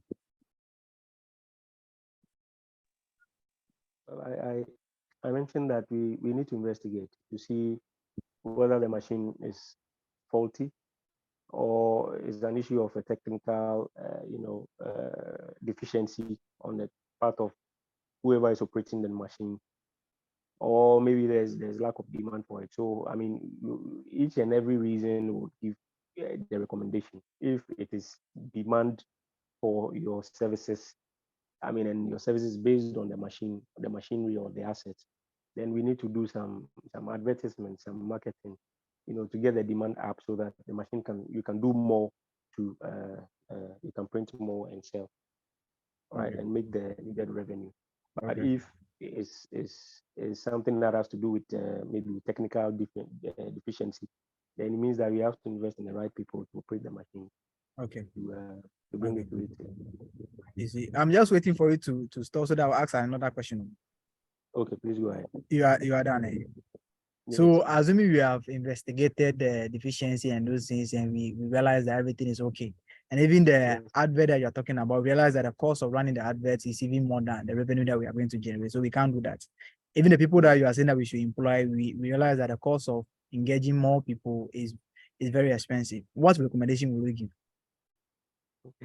Obviously, you're not in the right business. No, they should. You see that idle time on the machine, Yeah. They should rent it out. They should give it to people who need it during that time. Yeah, that's a very good idea. So. Yeah. That's what I was expecting you to see, but you're not saying it, so I have to push you to see it. Okay. I mean, you said it for me, so okay. Thank you. All right. Hello, sir. Yeah, Beatrice. Please, can we use this ratio on our economy? Which economy? Ghana. Ghana economy. This asset turnover ratio. And this is our current economy. Why laugh? Right. I'm not laughing. There's someone over here who is making me to laugh. Why do you think we should use it?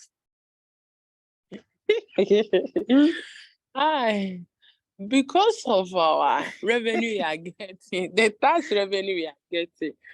Instead of us to use it for capital expenditure, we are just rather using it for unnecessary things, and our economy is just going down like that. So if investors will come to invest into the coming to the country to do investment, or maybe big company, they will not come, because they'll say that when we are getting the revenue, we are not using it for anything because our roads are poor.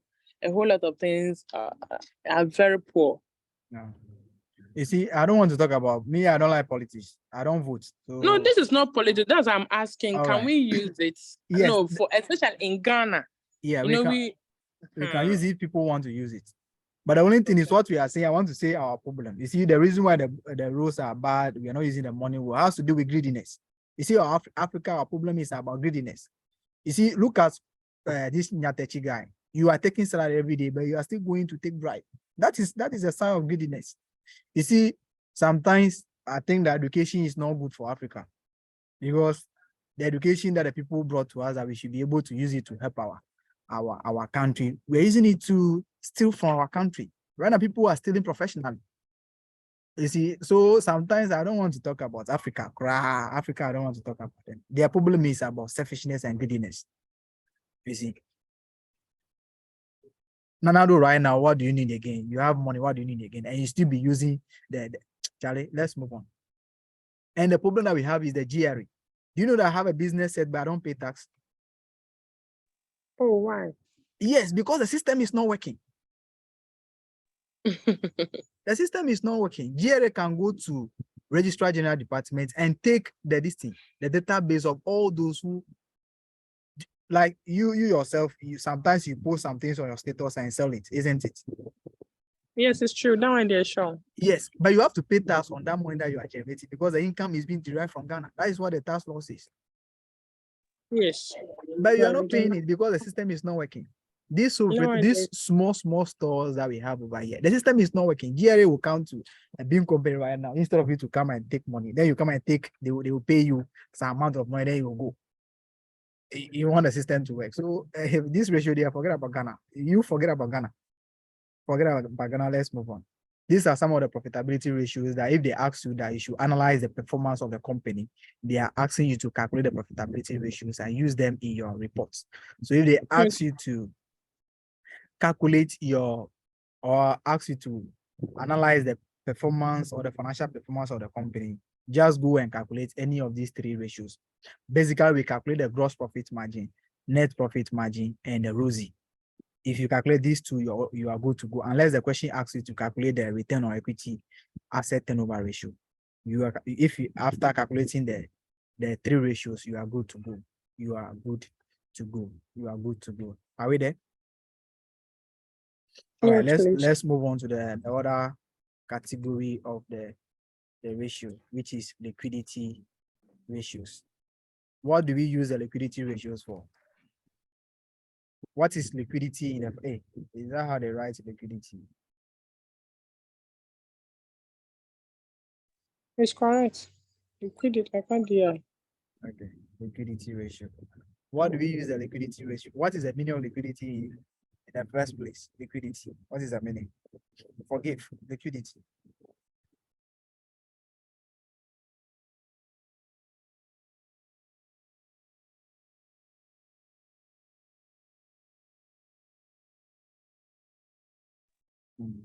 Forgive, are you not there? Yeah.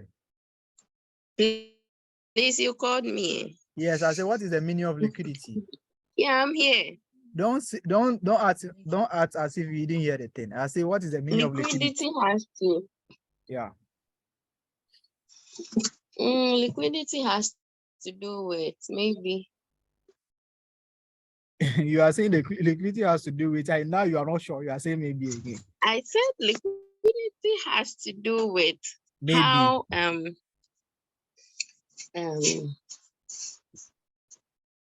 you can call someone to tell you out.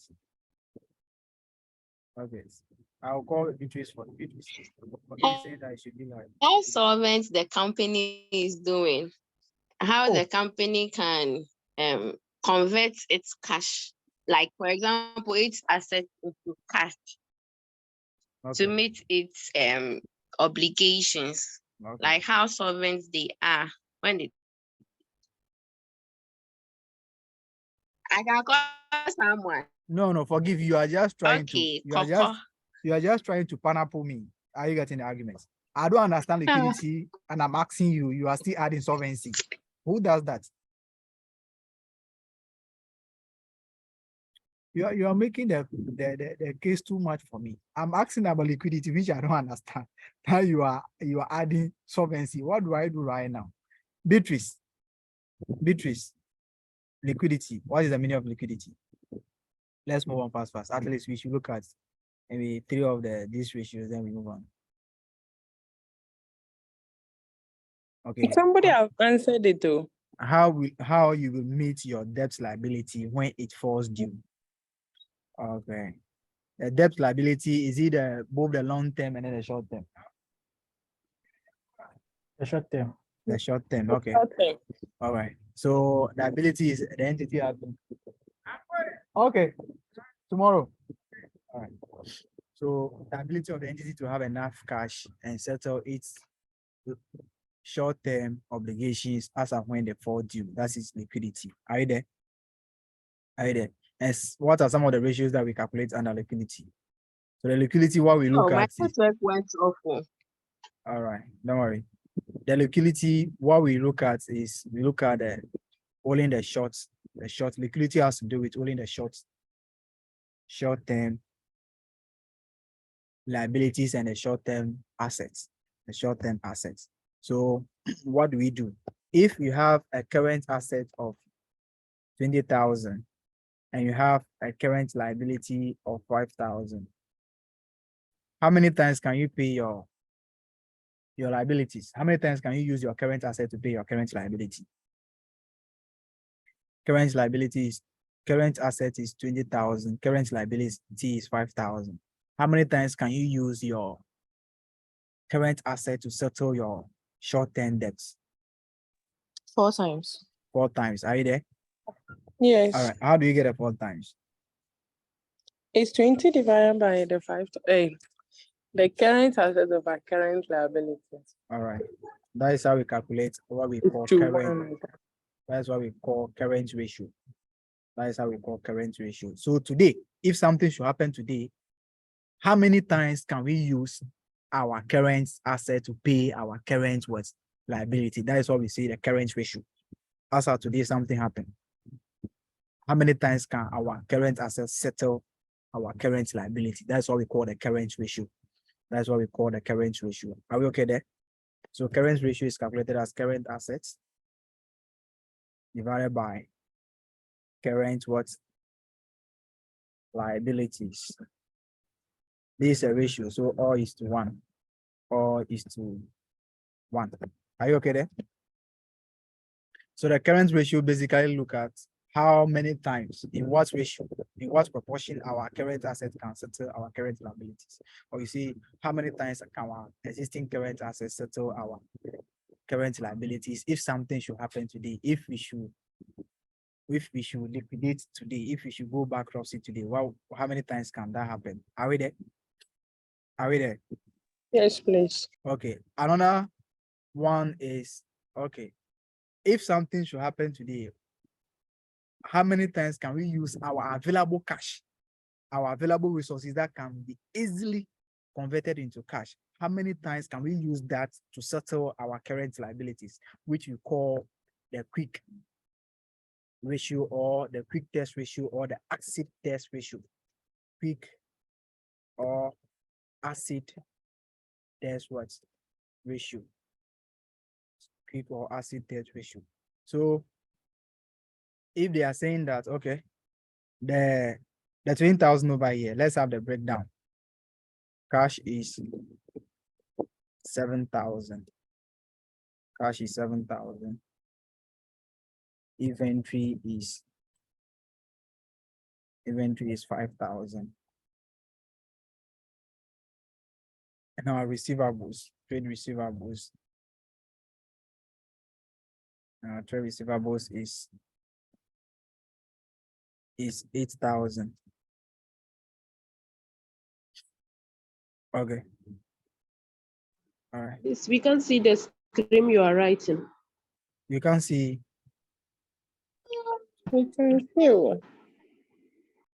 I have cash 7,000, inventory 5,000, receivables 8,000. Can you see? Yes, please. Okay.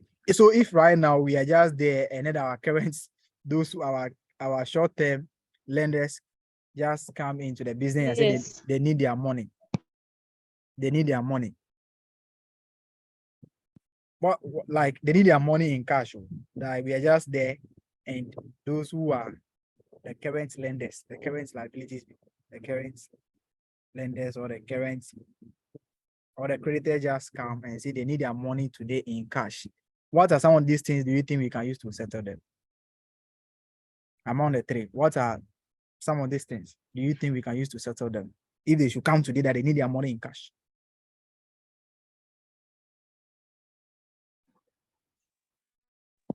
The first is cash and also receivable. The second way is So we can only use cash and what? Cash and Receivable. receivables. Receivables, yes. Why do you think we can't use the inventory? Stock. you have to convert it into cash first. It might take a while. That is it. Are you getting the argument? So if they should come today, they need their money in cash. Receivables, we can go and factor it. If the people they don't want to pay, we can factor it, isn't it? I hope you learn about what we call factoring. That you go and sell your receivables to a factor, and those people they will go and collect the debt for you. You just go and sell it, and you take some money, and the people they will go after the people owing you and they take the money. So the inventory, before you get a buyer and those kind of things, it will take a time. That is why for the current and acid test ratio, we ignore the inventory in the calculation. We ignore the inventory in calculation because for you to convert inventory into cash, it will take a while. But for cash and receivables, people are already owing you. If you go to them, they say they can't pay, you will just go and sell the receivables to debt collectors, which we call the factor. The factoring company, you sell it to them, they will give you money. Then the people, they will go and chase these people and take the money from them. We look at that one under financial instruments, factoring. So for the quick or acid test ratio is calculated as current assets, current assets minus what? Closing inventory or inventory, anyhow you put it. Are we okay there? Yes. Minus closing inventory. So I'll just put the C inventory, isn't it? Or let me just put the inventory there, but just know that it's closing inventory. Divided by current what? Liability. Liabilities or is to what? 1. Or is to 1. So this is measuring how quick we can be to settle our what? Our short-term debt. How quick can we be to settle our this one? So sometimes they ask you about liquidity ratios. Just look for these two ratios. These two ratios. These two ratios. Are we there? Are we there? You see, the report is the report is very important. But for you to write a report, you have to get these figures accurate. The report is based on the ratios that you have calculated. So if you don't get the ratios, well, maybe the body of your report is not correct, because you are going to use wrong figures in the analysis. Are we there? So in as much as the ratio is the report is very important, the ratio is more important. The ratio is more important because the ratio will be used to write the reports. But don't worry. So these are just, we pick a question, then we start solving it. But that question will be maybe tomorrow we have CR, but it's for only corporate reporting people, isn't it? Yes, Yes. Okay. So this ratio will be sent to next week. All right, no problem. So let's come to working capital ratios. Working capital ratios. Talk about working capital ratios. This is calculated using only the working capital items. This is yeah. There, please. So yeah. The current assets minus inventory. Yeah. Divided by current liabilities. Yeah. The one in front, and then there's another one in front of the current ratio. What does it mean? They are all ratios. So any answer that we get is to 1. So this one over here is for the current liability elements. But the answer that you're going to get over here will be used as for the asset elements. Oh, okay. So we are just doing it is to ratio or is to 1. So we are finding that this one over here is for the current liability. It's just that you see the 20,000 over here. We are saying that if the current asset is 20,000, the current liability is this one. We will settle our current liabilities 4 times. So this one will be like 4:1. We can settle our this one. So that is what we are saying. So okay, so current liabilities must always be 1. Must always be 1. That is it. The ratio must always be, the answer is to 1. It means that the ratio in which we are going to settle our current liabilities, we use 4 of our this one to settle each of this one. All right. Okay, can we move on now? Yeah. Please, I said this. You said tomorrow we have class. Yes, but that is for only. Or you don't have the timetable. Is it? It's for what? I thought this is a CR class. Oh. This is CR and FR because the ratio is for Saturday. All the classes will be CR and FR. Okay. Because we'll be doing on Sunday. The Sunday will be for only CR. And but this morning you've not decided on the time. Oh. The time is on the distance. I mean the CR will be after this class. We are going to have a CR for like 1 hour. Hey, okay. It's too much for you. Eh? So if it's too much for, we can start for next week. Don't worry. All right. So we will adjust. Okay, don't worry. You see, I just want us to finish early so that we can solve more questions as a revision. You get it? Oh, I don't have a problem. I'm just asking for clarification. Okay, it's clear now. All right. Yes. All right. So you can continue. We can do the CR today too. No problem. No problem. Who is that? Is that Freeman or who? It's Forgive. Okay. Freeman just joined. Okay, Forgive. All right. Let's move on. Working capital ratios. Working capital ratios. For the working capital ratios, we use only the working capital items. We use only the working capital items. What are the working capital items that we have?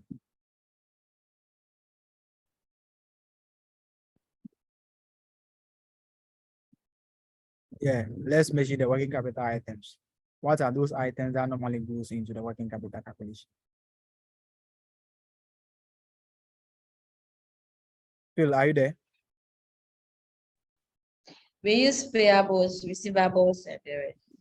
Okay, we use payables and receivables and the rest. So the first ratio that we are going to look at this one is the payables settlement period. So trade payable settlement period. How long does it take us to settle our debts? Settle our debts.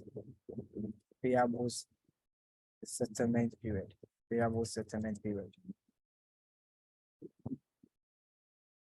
Okay, what brings payables? What brings creditors? Let's take it creditors. What brings creditors? When do we have creditors?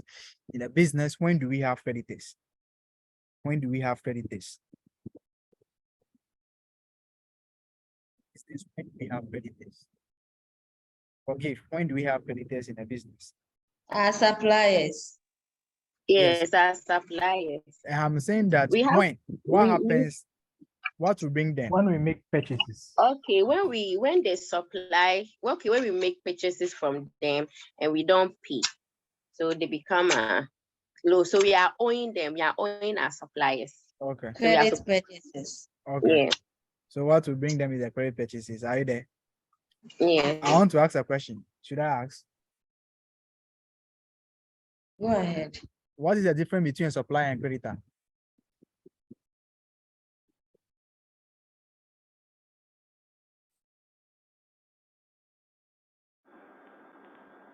Or I should take my question back.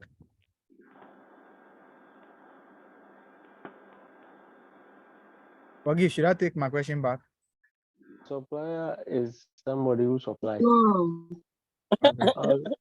Whilst a creditor is somebody who supplies on credit.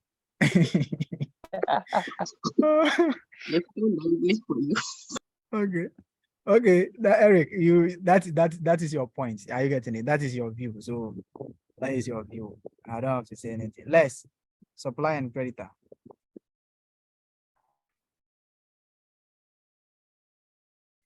Okay, always this. Okay, GM, I'm saying that the difference between supplier and a creditor. A supplier and a creditor. What is the difference? Or they are all the same? Supplier and a creditor. Or they are all the same? Forgive. You say you have heard my question, but I didn't get the answer up to now.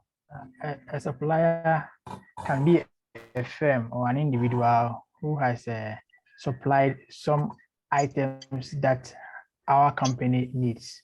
Okay. But a creditor is an entity that gives items on credit or that we owe as a result of purchases we have incurred from that entity. Okay, so are you saying that? So are you boss, saying that? Yeah. A supplier can also be a creditor. Okay. If he supplies goods and services Okay. on credit basis, expecting payments at a later date. Okay. You have spoken about only the creditor. That is a creditor. No, I said a supplier can also be a creditor. Okay.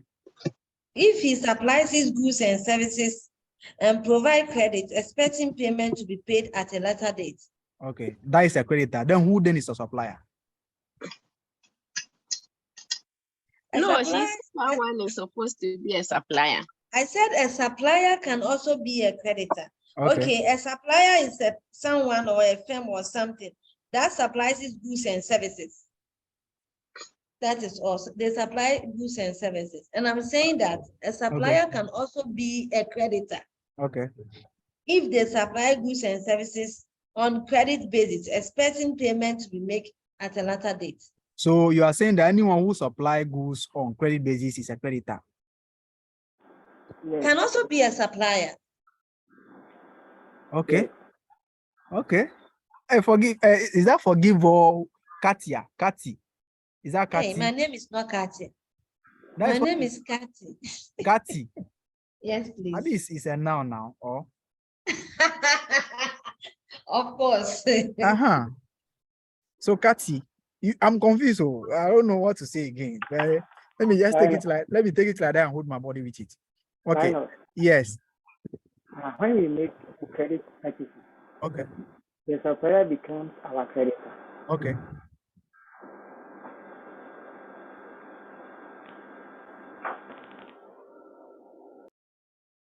Okay. Someone is saying that some supply will not be on credit basis. Justiana. Okay, Justiana is saying that some some suppliers may not be on credit basis. Okay. Okay. So Eric, are you done?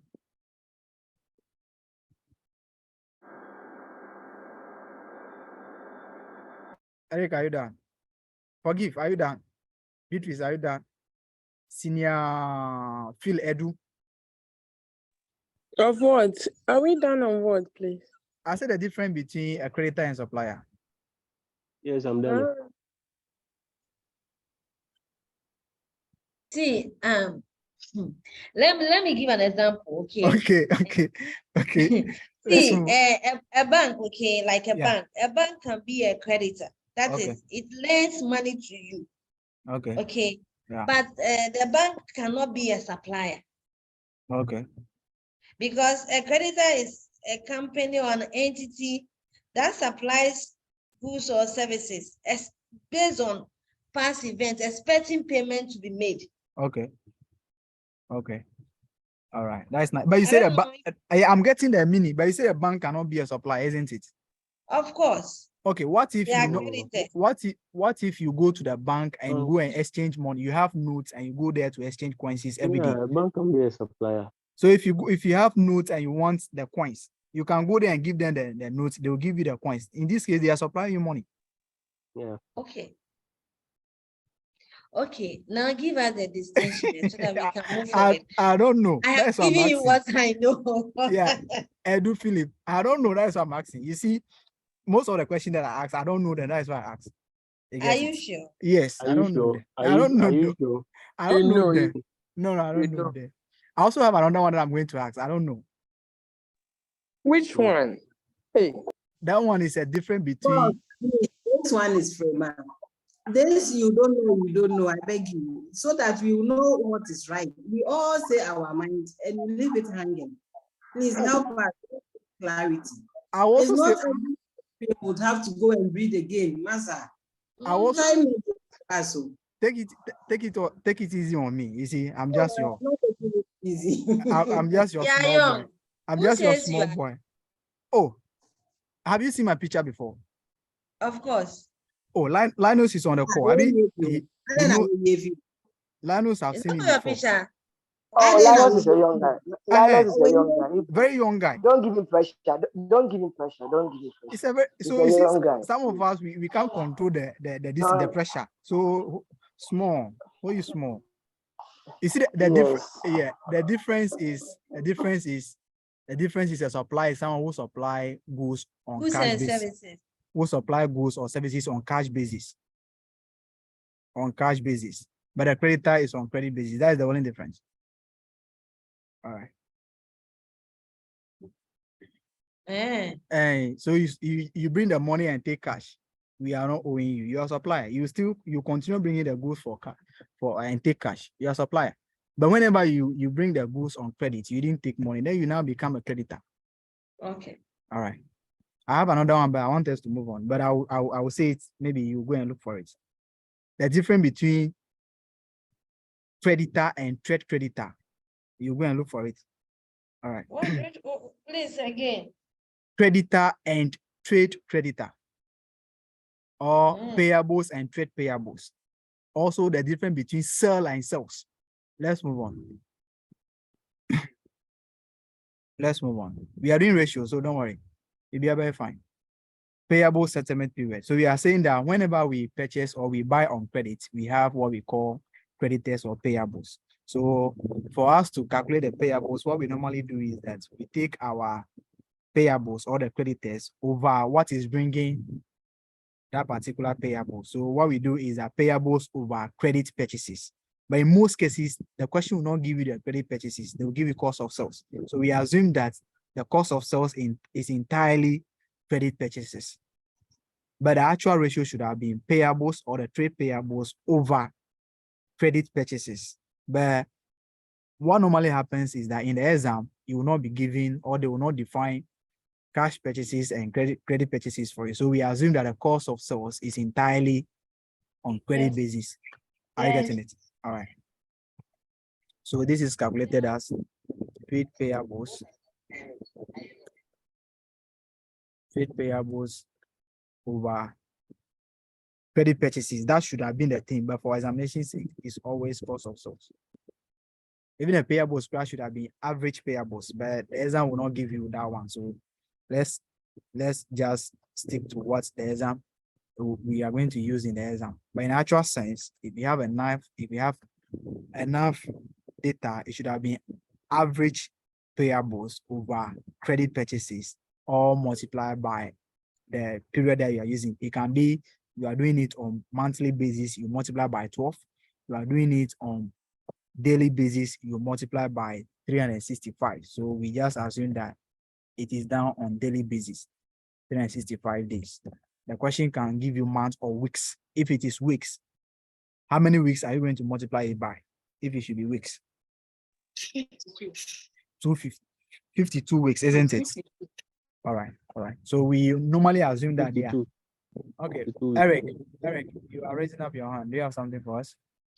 Yeah, Linus. Yeah. Do you have another name for working capital ratio? Working capital ratio. They can say efficiency ratios. Okay. All right. So I should add the efficiency ratio to it. I should add working capital or efficiency. Yes. Okay, so we should know that working capital can also. Some of the students, if you don't prepare before coming to the exam, they will just prepare before coming to the class. They will just disgrace you like that. Hey, you know this thing, but you are still asking me. Oh, God. No, you see, boss, it's not like he knows it and he's still asking. You see, we are going to write exams, and so we need to get everything, because when you get to the exams, when you don't see this, this thing is not there. That wasn't what we were taught. Oh no, I don't know about it. Then it's like, even though that thing you can do it because of a sentence or a word, then you just leave it. So if we are asking you all those things, please don't get offended. No. If Linus will tell you that because we want to get everything, my dear. We want to get everything and pass well. Okay, if you want to get everything, I have only one recommendation for you. Go and read a book. We should read what? Read the books. So if you are saying that you go there, you say this is not what you have taught, it means that you just come to the class and go and sit down there. You don't read again. No, you're not getting me. I won't talk much. Don't worry. Don't talk much. Let's move on. Don't talk much. All right. So Eric, are you okay now? Yes, Linus. Yeah, you should have said, oh, sir, working capital ratio can also be called as efficiency ratio, so that we just move on straightforward. This this maybe Sister Prima will not come. She just joined the meeting, but she's causing confusion like myself. Let's move on. The next one is what? Another item for the working capital is what? Working capital is what? Madam Freeman, another item for the working capital is what? Madam Freeman, are you there?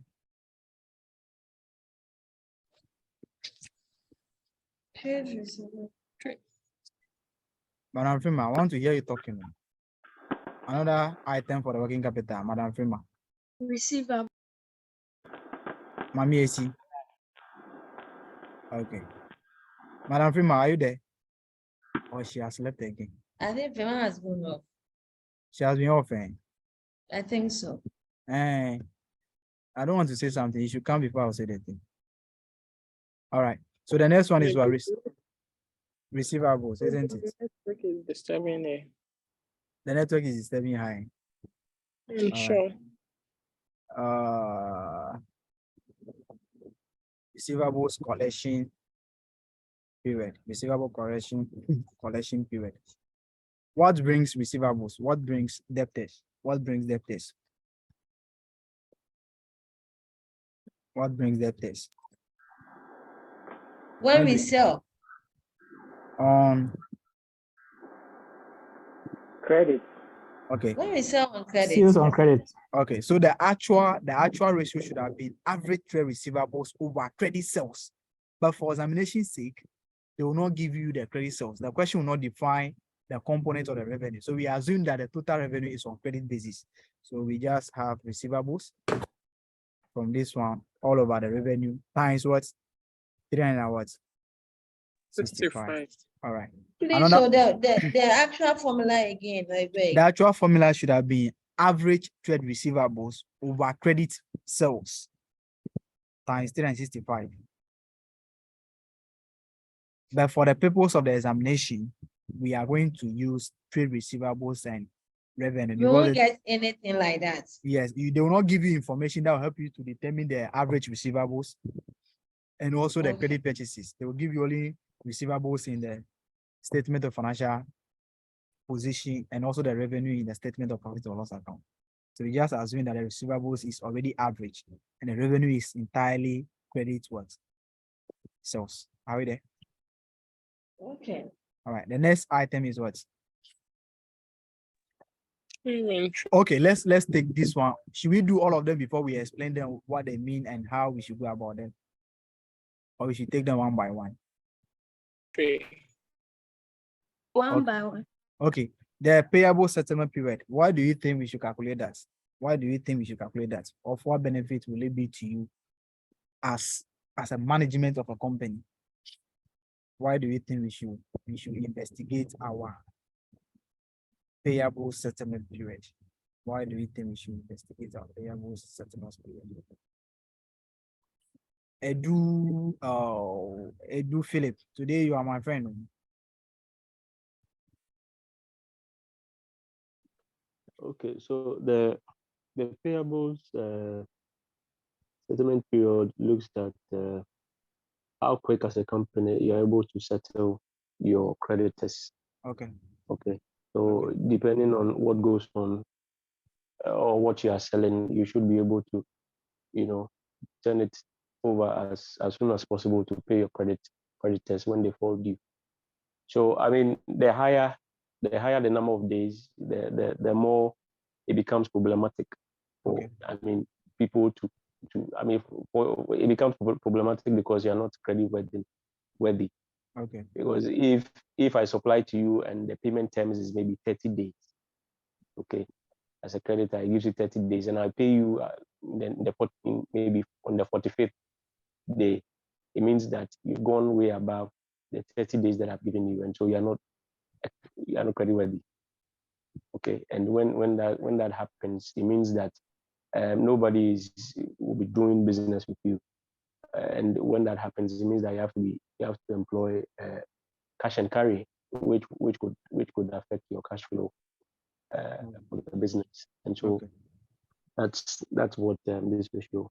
Okay, you see the what you have spoken about, you have spoken about only one part. That is when it is high. What if it is short? The period is short. What will happen?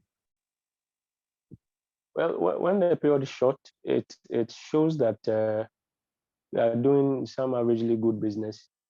You are able to turn around your stocks quickly into revenue for you to cover your I wouldn't say expenses, to pay off your creditors when they fall due, and so it is an indicator that you are doing some good business. It means that your turnover is a bit high, and so you're able to cover your creditors when their credit limit fall due. Don't go. The mic should be on. I'll add another question. All right. So you have answered your question. Is it always so? Yeah, please, I have a question. Yeah. Is it always so? Let me also add my question again before you come. So you answered my question basing your argument on turnover period being short, isn't it? Inventory turnover period being short. What if the inventory turnover period is long and still your is it inventory we are talking about? No, he answered the question using the inventory turnover period being short. Oh. If it is short, that means you are able to sell your inventories quickly and use the money to settle your short-term liabilities or something like that. Now I'm saying that if your payable settlement period is short and your inventory turnover period is long, how are you going to go about this issue? You can meet it. Hello? Yes. It will not be good for the business because you will not be able to meet turn around your inventory into sales that you get the money to go and pay them off. within that shortest time. Okay. So you are saying that it cannot be possible. Well, then It's not good for the business because a short payment period is not good. Why are you saying that it's not good, Evelyn? Why are you saying that? Because as you are saying that over your inventory on time to be able to pay your what is it called, your creditors. Yeah. So for a business, if your creditors give you a longer period, it's good for you than a shorter one, because you'll not be able to turn over your inventory into cash to be able to settle them. Okay. And boss, but it's not always so, because your credibility too will be questioned. Okay, and also the prices, the suppliers can also increase the prices of the item because they know that you will not come and pay on time. Are you talking about Africa suppliers or? Oh No, if you you have a contract with a supplier and they've given you a time, why would they increase the price before you pay? They have factored it inside because they know that too. Instead of the normal, the benchmark is 30 days, and they have given you maybe 45 days. They have given you 45 days. They have factored this thing inside, because if you don't pay it early and somebody is being paid, somebody is paying around the 30 days, why should you pay the same thing as the person also paying around the 30 days? You paying at 45 days and the person paying at 30 days. So they will factor a certain element of interest on it for you. The element is always factored in it. They consider time value of money before they will give you the period. Are you getting it? All right, so Mami Esi, your hand is up. Philip Edu, I will still come to you. All right, Mami Esi, your hand is up. My question has been answered, but I want to add more. Okay. And the trade payable turnover, it helps us to, based on the previous year, to help the manager to know how to negotiate with the suppliers, to get a longer period before the settlement of the credit. Okay, that is nice. But the supplier also needs the cash to run his or her business again. So yeah, that's why they go into an agreement that's based on the previous year analysis. Okay, that is nice. Nice. Your voice is nice. Oh. Do you have a sister? But we'll talk about that later. Phil. Yes, Phil. I hope you have gotten my question, isn't it? Please, me myself, I am available. When did you come? You are too controversial. I don't. Me myself, I'm controversial. The house will not be good for us to So, Philip, boss. Yes. If the payable period is longer, it also helps the company to turn around their cash to make more profit, or they can invest it to make more profit before they go and pay. At the expense of the supplier. Meanwhile, the supplier also needs money to run business. Of course. That's what I'm saying. That's what I'm saying is two ways, okay? Yeah. And one way is like it's good, and the other way too is not good. Okay, so which of them will you say right now is good? Because all of them are not good. Yeah, I mean, they're all no good. We turning around their cash to get more money. It comes back to ethics. So. Yes, Phil, they are all not good. You see, but the actual thing is that you should have a reasonable settlement period. If it is short, it will put pressure on your cash or your cash flow.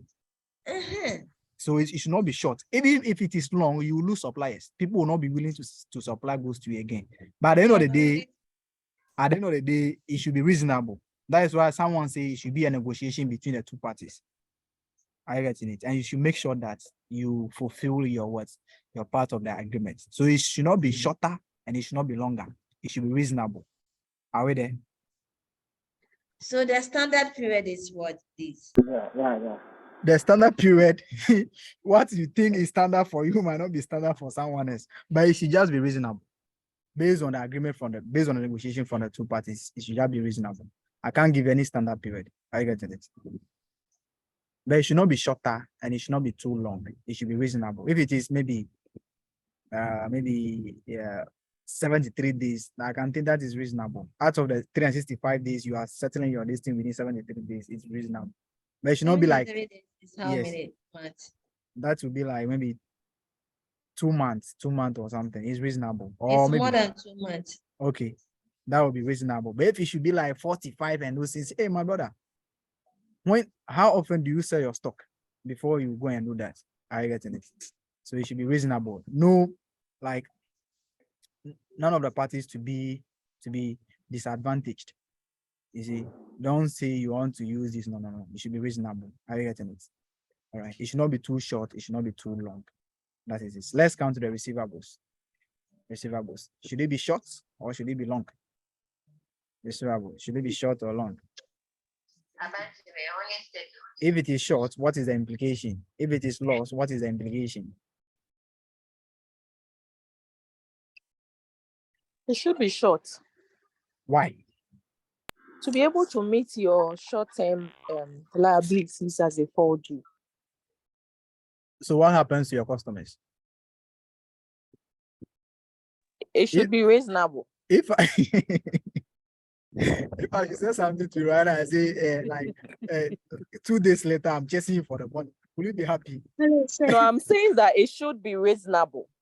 Oh, so you have changed the short, or who said the short? Yes, I've changed the short. Yes, it's supposed to be short Why? because it's an inflow to the company. So since it's an outflow, it should be longer. Yes, we are thinking about our entity, not the outside world. Okay. It shouldn't be too short, but it should not be too long. Yeah, someone is saying that it So should in be between. industry average. That is very nice. It should be the industry average. That is very nice. It won't be too short. That means your customers will think that you are not interested in this thing. You are just interested in money. So some of them, they will be fed up and they won't do business with you again. They will go to someone who will give them maybe a reasonable collection period. And even if it is too long, what will happen? If it is too long, what will happen? If it's too long, you will not be able to meet your short-term liabilities on time. Okay, that is very nice. I should be mentioning names. Forgive, are you there? Yes. Kevia, I'm here. Kevia, are you on this call? Yes, please, I'm here. And you're not talking. Richman, are you here? All right. You push no, we will get there. All right. So forgive. Okay, forgive.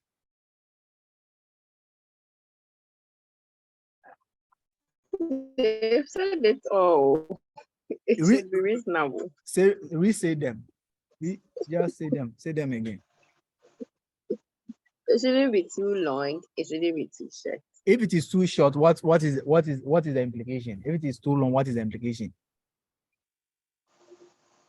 Okay, so if it's too long,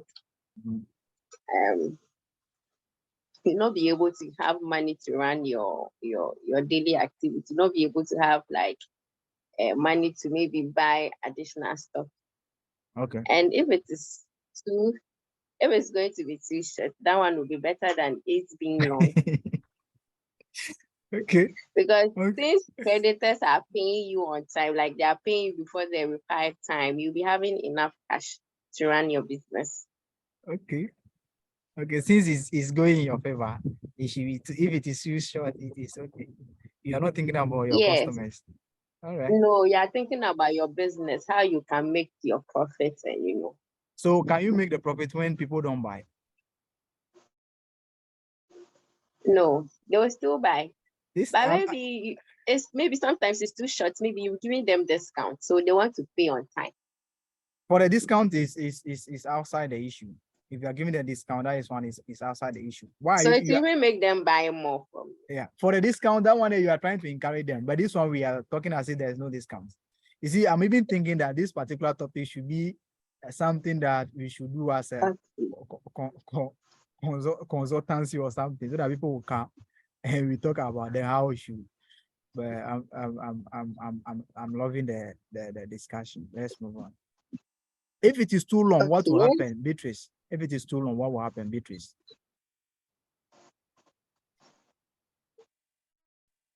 Beatrice. Hey. Beatrice, let me check whether you are on this call. Beatrice is not here. Oh, sorry.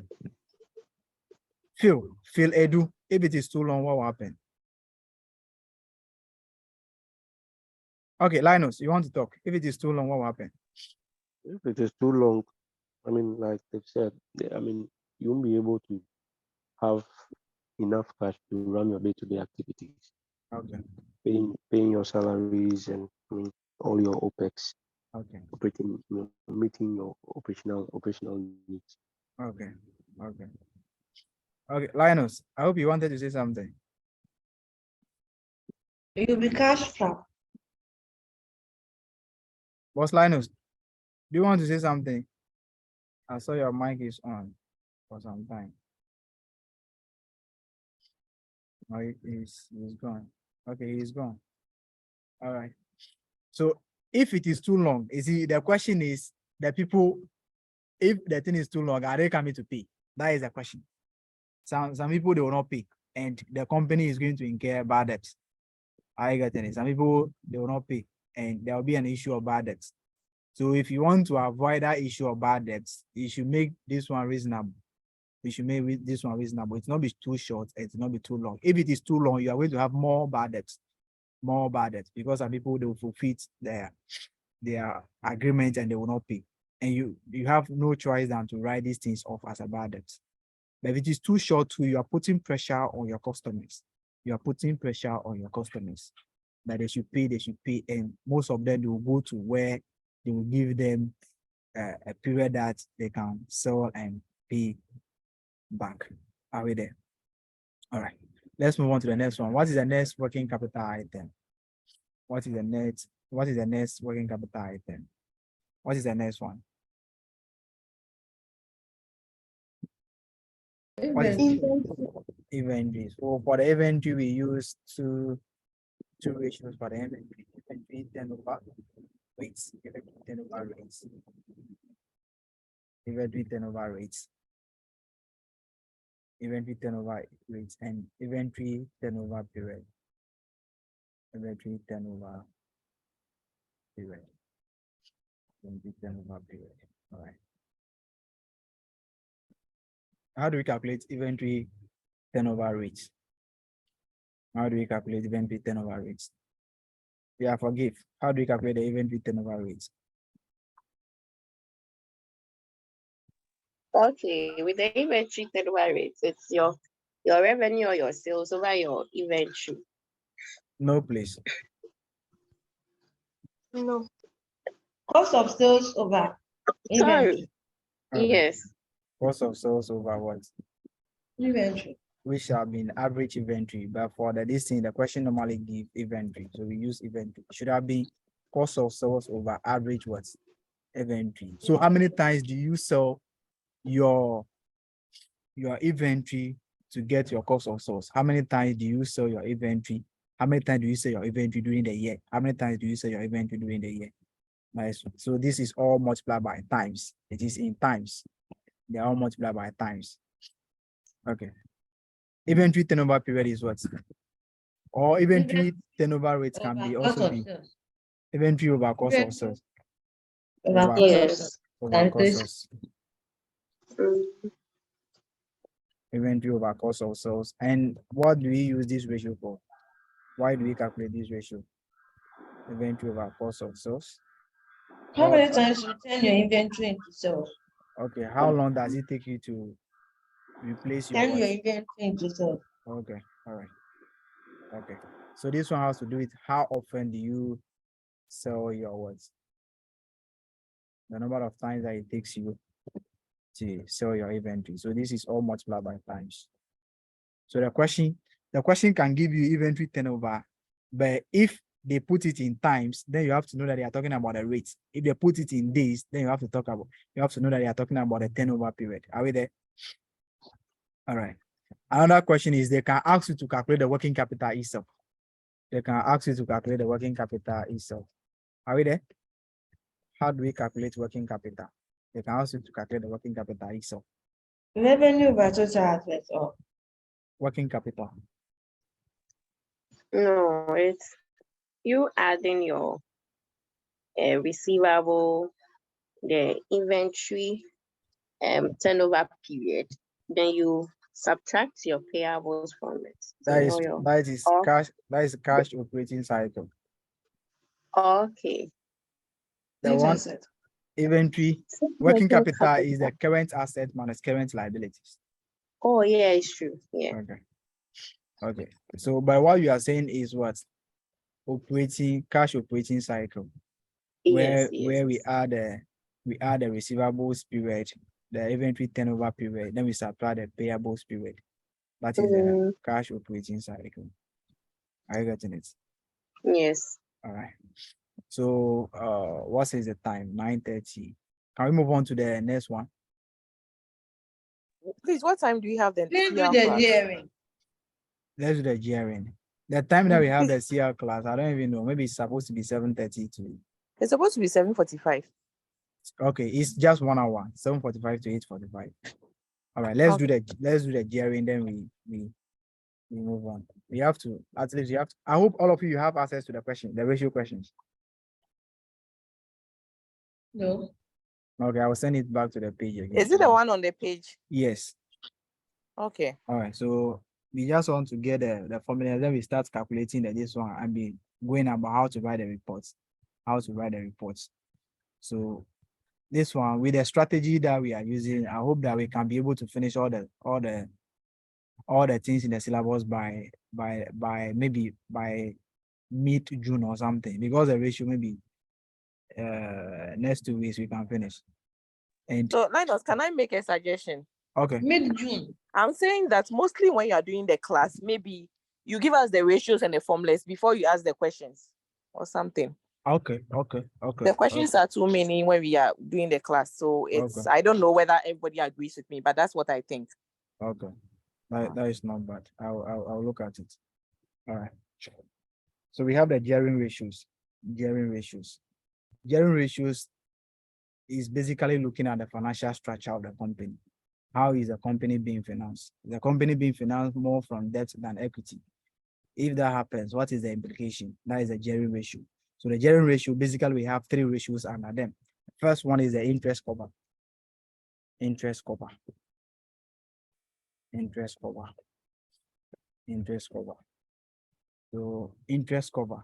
cover, we are just saying that how many times can we use our profit to pay our interest? So if our profit for the year is 5,000, our interest is 1,000. How many times can we use our profit to pay the interest? Please, is it profit after tax or profit before? Profit before tax and interest. Okay.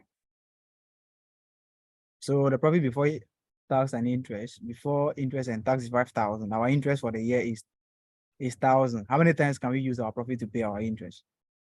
5. What is the meaning of that?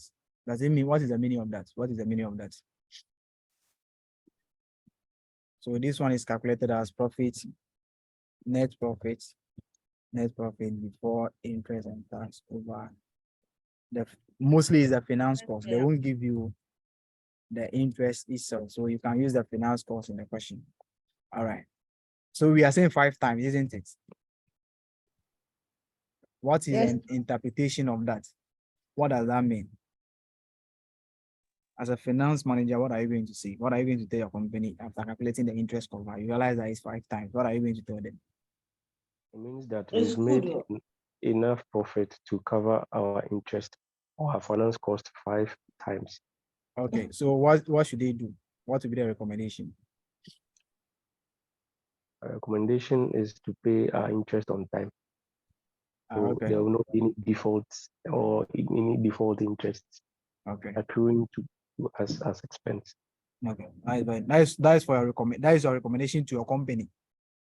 Okay, I'll also come with my recommendation to my company. Okay.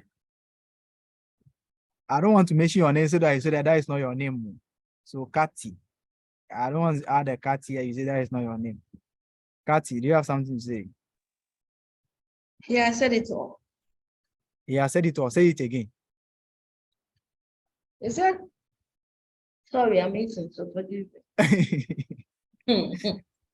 Okay, let's forgive and Beatrice. Forgive and Beatrice. What is the meaning of that? 5 times. Okay, he said we can use our profit to cover our finance costs 5 times. And we are supposed to pay on time so that we won't default, so that we will avoid any penalty when we default. Okay. Dennis, do you have any recommendation that what would be the recommendation you give to your company? Dennis.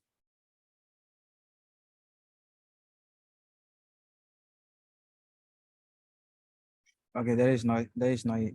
Derek is not here. Habakkuk, are you here? Okay. Who is Claudia? Are you here? GM, iPhone, Silo, AJ. Okay, the recommendation that I'll give to my company is that, okay, we are doing well in terms of we paying our interest on time and those things. We are doing well.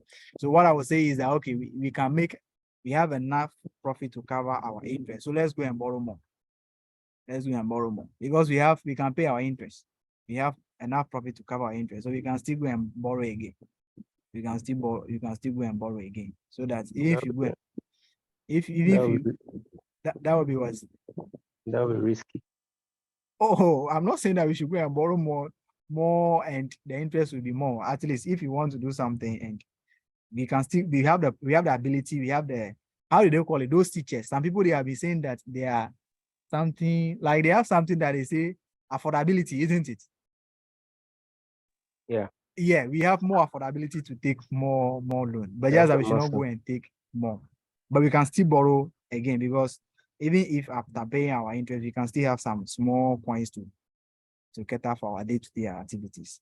So sometimes if the interest cover is very low, you have to advise the company to pay off its debt, to pay off some of its debt, because if something happened that we are not going to generate more profit, it means that we can't cover our interest. We can't actually pay our interest. Though profit is not the same as cash. We can't cover our interest. So the recommendation should be they should pay off some of the debt so that there will not be a pressure on the company. There will not be a pressure on the company to make more profit to cover the interest. But if it is high, you can recommend that they should take maybe some long-term debt again, because if you are taking a long-term debt, the interest will be lower than if you are taking a short-term debt or something like that. All right. Okay. The next one is what we call debt to equity ratio. Debt to equity ratio. Some of the ratios they define is so you don't have to struggle before you calculate it. How do you calculate this one? Please, so can you come again on the explanation you gave for the interest cover? The interest cover, I'm saying that if it is low, it means that a time will come, we don't make more profit to pay off our interest. So you tell the company that in your recommendation, you can tell the company that they should try to pay off some of the debts, or they should renegotiate with the debt holders that they should extend the redemption period or the period to forward, so that if the period is higher, the interest will be lower. But if the interest cover is higher, you can recommend that they should go for some long-term debt again, because if you go for short-term debt, it will put pressure because you have to settle like quick loan like this. Every week you'll be paying this amount. That will put pressure on you. So you can go for long-term debt so that the interest will be low. You'll be paying slowly, like in a bit, and you'll finish. Okay, like the example you gave, we had 5 times. Is it good or bad? It's good. It's very good. Very, very good. If you like, you can still go and borrow one again, and you pay. Okay. Yeah. It's very good. Are you okay then? But if it should be 1.5 or 1.6, 1.5, it should be 1.5. You have to know that any additional loan will put pressure on the company, isn't it? Yes. So you don't have to recommend that they should go. Maybe they should renegotiate with the terms, that they should extend the redemption period, or they should pay off some of some of the debts so that the pressure on the profit will reduce. Are we there? Let's move on to debt to equity ratio. Debt to equity ratio. Debt to equity ratio. How do we do this? Debt to equity ratio. Is debt over your equity? Is what? Debt over equity. Is the same debt to that's explained itself already. Yeah, so we have the long-term debt. Long-term debt over what? Over shareholders fund. Shareholders fund. If we say equity, some people can just go and take the share capital, which is very bad. No. Let's make it shareholders fund. Okay. All times what? 100, isn't it? Yes, 100%. Okay. All times 100. So why are we calculating this ratio? What do we want to achieve? We want to look at the ownership structure. Okay. Whether the company is owned more by the shareholders or by debt. Or the shareholders. If this ratio is above 50, what is the implication? It means that the company is being owned more by the outsiders. Okay. Okay. And what will happen if you are being owned more by the outsiders? What will happen? It's not good. Why do you say it's not good? Okay, Means you just be working to pay off loans. Okay. It's not good. It's not good because equity is somehow cheaper than debt. Hey, who told you that? So you do you know the pecking order theory? What? Yes. 3:1, and yet Someone is calling me. It's not good because control can be lost. Control can be lost. Yeah. Okay. Can lose control. Okay. You see, this thing that all of these things that we are saying, these are the things that you are going to say in the report. In the report, okay. Yes. If you are saying this thing is not good, why are you saying it's not good? We are saying it's not good because of this. Are you getting it? All right. So yeah, someone said that you'll be using your profit to pay more interest. More interest. That is right. That is very nice. It's also happen. It also means that if something should happen today, the equity shareholders will not get anything to the house because they will use more of the assets to settle the debt. They will settle the outsiders first. And the issue is the pressure on them because the debt holders, whether you make profit or not, they have to pay their interest. Okay. By equity shareholders, if you don't make profit, you can decide not to declare dividends. They won't say anything. That is why equity is cheaper than debt. No, but the risks associated with the equity. And one thing that we say debt is cheaper than equity is debt is tax deductible. And sometimes you want to issue, you see, right now, if you're a private company, you are not listed on a stock exchange market. If you want to go and issue equity, you have to go and get listed. Are you getting it? You have to go and get listed. That is another cost on it too. But if you're a private company that you want to, you can just go to the bank and you process your loan. You pay small amount of money, then you get the listing. So the cost that is the availability of funds. Okay, there's cost to each one of them. Anyway. Yes, but for the debt is in cheaper. the long term. In the long term, that is not cheap. No. Debt is very cheaper. As if only the company is not making a profit. You see, that's what I'm saying. Have you heard about pecking order theory before? They have given us this one that we should follow if you want to raise capital. If you want to raise capital, there's a theory that you have to follow. The first one is that if you can do it internally, use your retained earnings. If you can't use the retained earnings, then you fall on a debt. You fall on a debt. The debt holders, the only thing that they want is the interest. But the shareholders, because of the risks associated with their investment, they always give you pressure to make profit so that they can get their dividends. Yes. So the FM people will learn that in FM. The FM people will learn that in FM. All right. The next one is what? Capital gearing ratio. We have the capital gearing itself. So capital gearing, which you also call debt to equity plus debt ratio. Capital gearing, which is the same as debt to equity plus debt ratio. Debt to equity plus debt ratio. How do we calculate this one? The debt over debt plus equity. Okay. Debt over debt plus equity, or let's just say net asset, isn't it? Am I correct? Net assets. The debt plus equity is is it net asset? Philip, is it net asset? Debt plus equity, is it net asset? So can you use a net asset? Yes, you are using a net asset. Because the equity plus the long-term debt is a net asset. You subtract the current liabilities from the total asset, so you have the net asset. Are we there? Yes.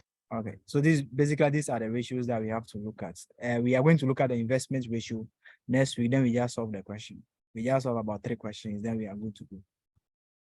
All right. My focus is about the report writing, because that is where the boss.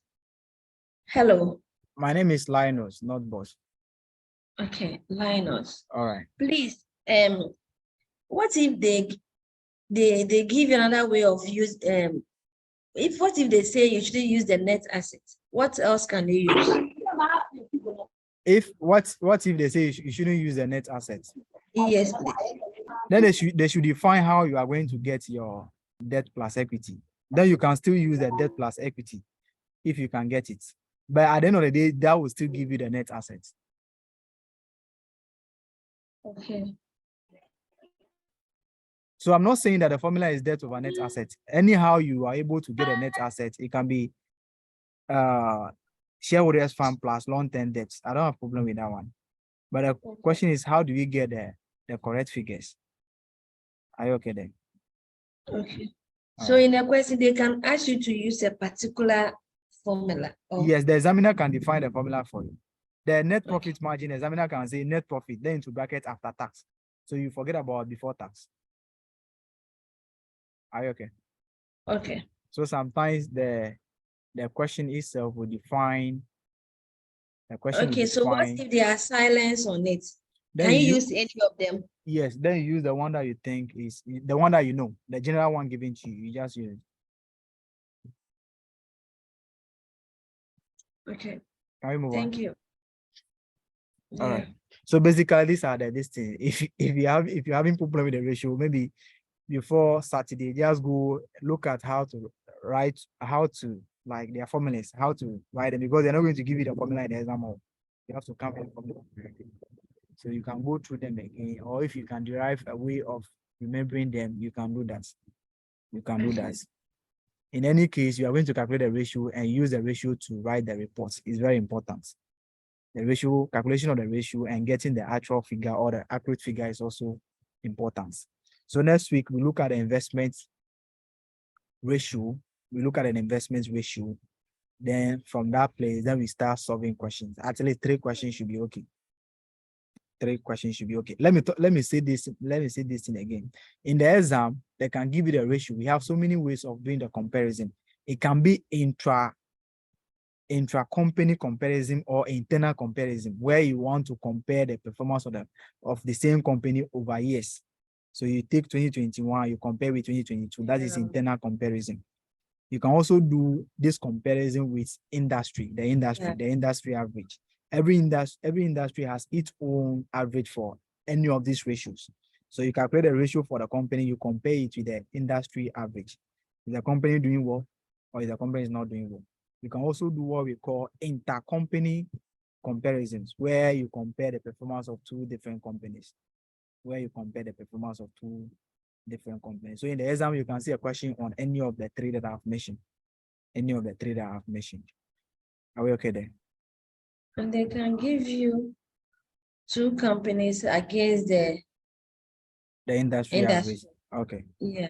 That is, anything is possible. But I'm thinking that this year they will give you a group account and they'll ask you to calculate the ratio for them. But I have a question on that, so don't worry. You will list the ratio. You will select the ratio to yourself, or they'll give you the ratio. They can just give you analyze the financial performance. So if they talk about financial performance, you know the ratio to use, isn't it? Yes. What are the ratios that you use? Gross profits, we see, and the rest. Okay, you use a profitability ratio. At least 3 will do. Yes. All right. If they talk about financial position, what ratios are you going to use? Investments. Liquidity. Okay, you use the ratios relating to the statement of financial position, which is liquidity, efficiency.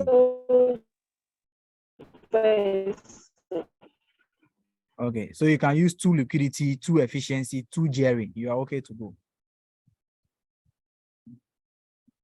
That is financial position. Yes, so if they say financial position, ratios that you can calculate from the financial position, the items that you pick from the financial position. But if they say profitability, we are only relating to those ratios that we calculate specifically for statement of profit or loss. So gross profit margin and those ones will be that particular one. But if they say financial position, then we are looking at the ratio from the statement of financial position perspective, which will be liquidity, efficiency, and maybe sometimes gearing. Maybe 2 from these headings will do. Are you okay there? What about the investment? The investment is just relating to the investors. It's not that talking about the position. The position. The investment ratios like don't really talk about the position of the company. But it's talking about the potential gain to the potential investors. Those are the things that they will look at before they will invest. So if they didn't ask you, you can ignore them. Are you okay? Okay. All right. All right. Okay, on this note, if we don't have any other question, then we call it maybe a night or something. The corporate reporting people, I'm tired. So Hey. No. Omar is not Please, here. so. No, the thing Please, is, so. you see, this recording, I have to do it and put it on corporate reporting platform and also the FR platform. So if I should continue again, that means the FR people will listen to something that is supposed not to listen. Okay, so how do you do it now? So we have to end the call, then I'll call because Omar, I'm using his. Okay, that's okay. That's okay. I have to call. So are we doing the class today? Okay, we can do it if Omar is available to set up the Zoom again. Or let's ask we can't even ask the FR people to go because it will continue. They can just log out and then we'll continue. No, I'm going to put this recording on their. Okay, I get you. Okay, Omar is here now. So, yo, senior. For Patrick. Yo, senior.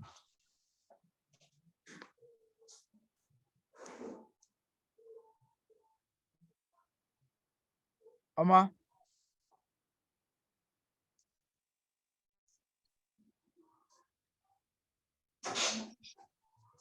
Yo, Omar. Lionel. Yeah, senior. FR people, can you go now? You want to go? For FR people. Okay, you can go. I'll since Omar is in the meeting, I will end this one and then we start again. Then the corporate reporting people will join. Are we there? Okay. So the FR people, bye-bye.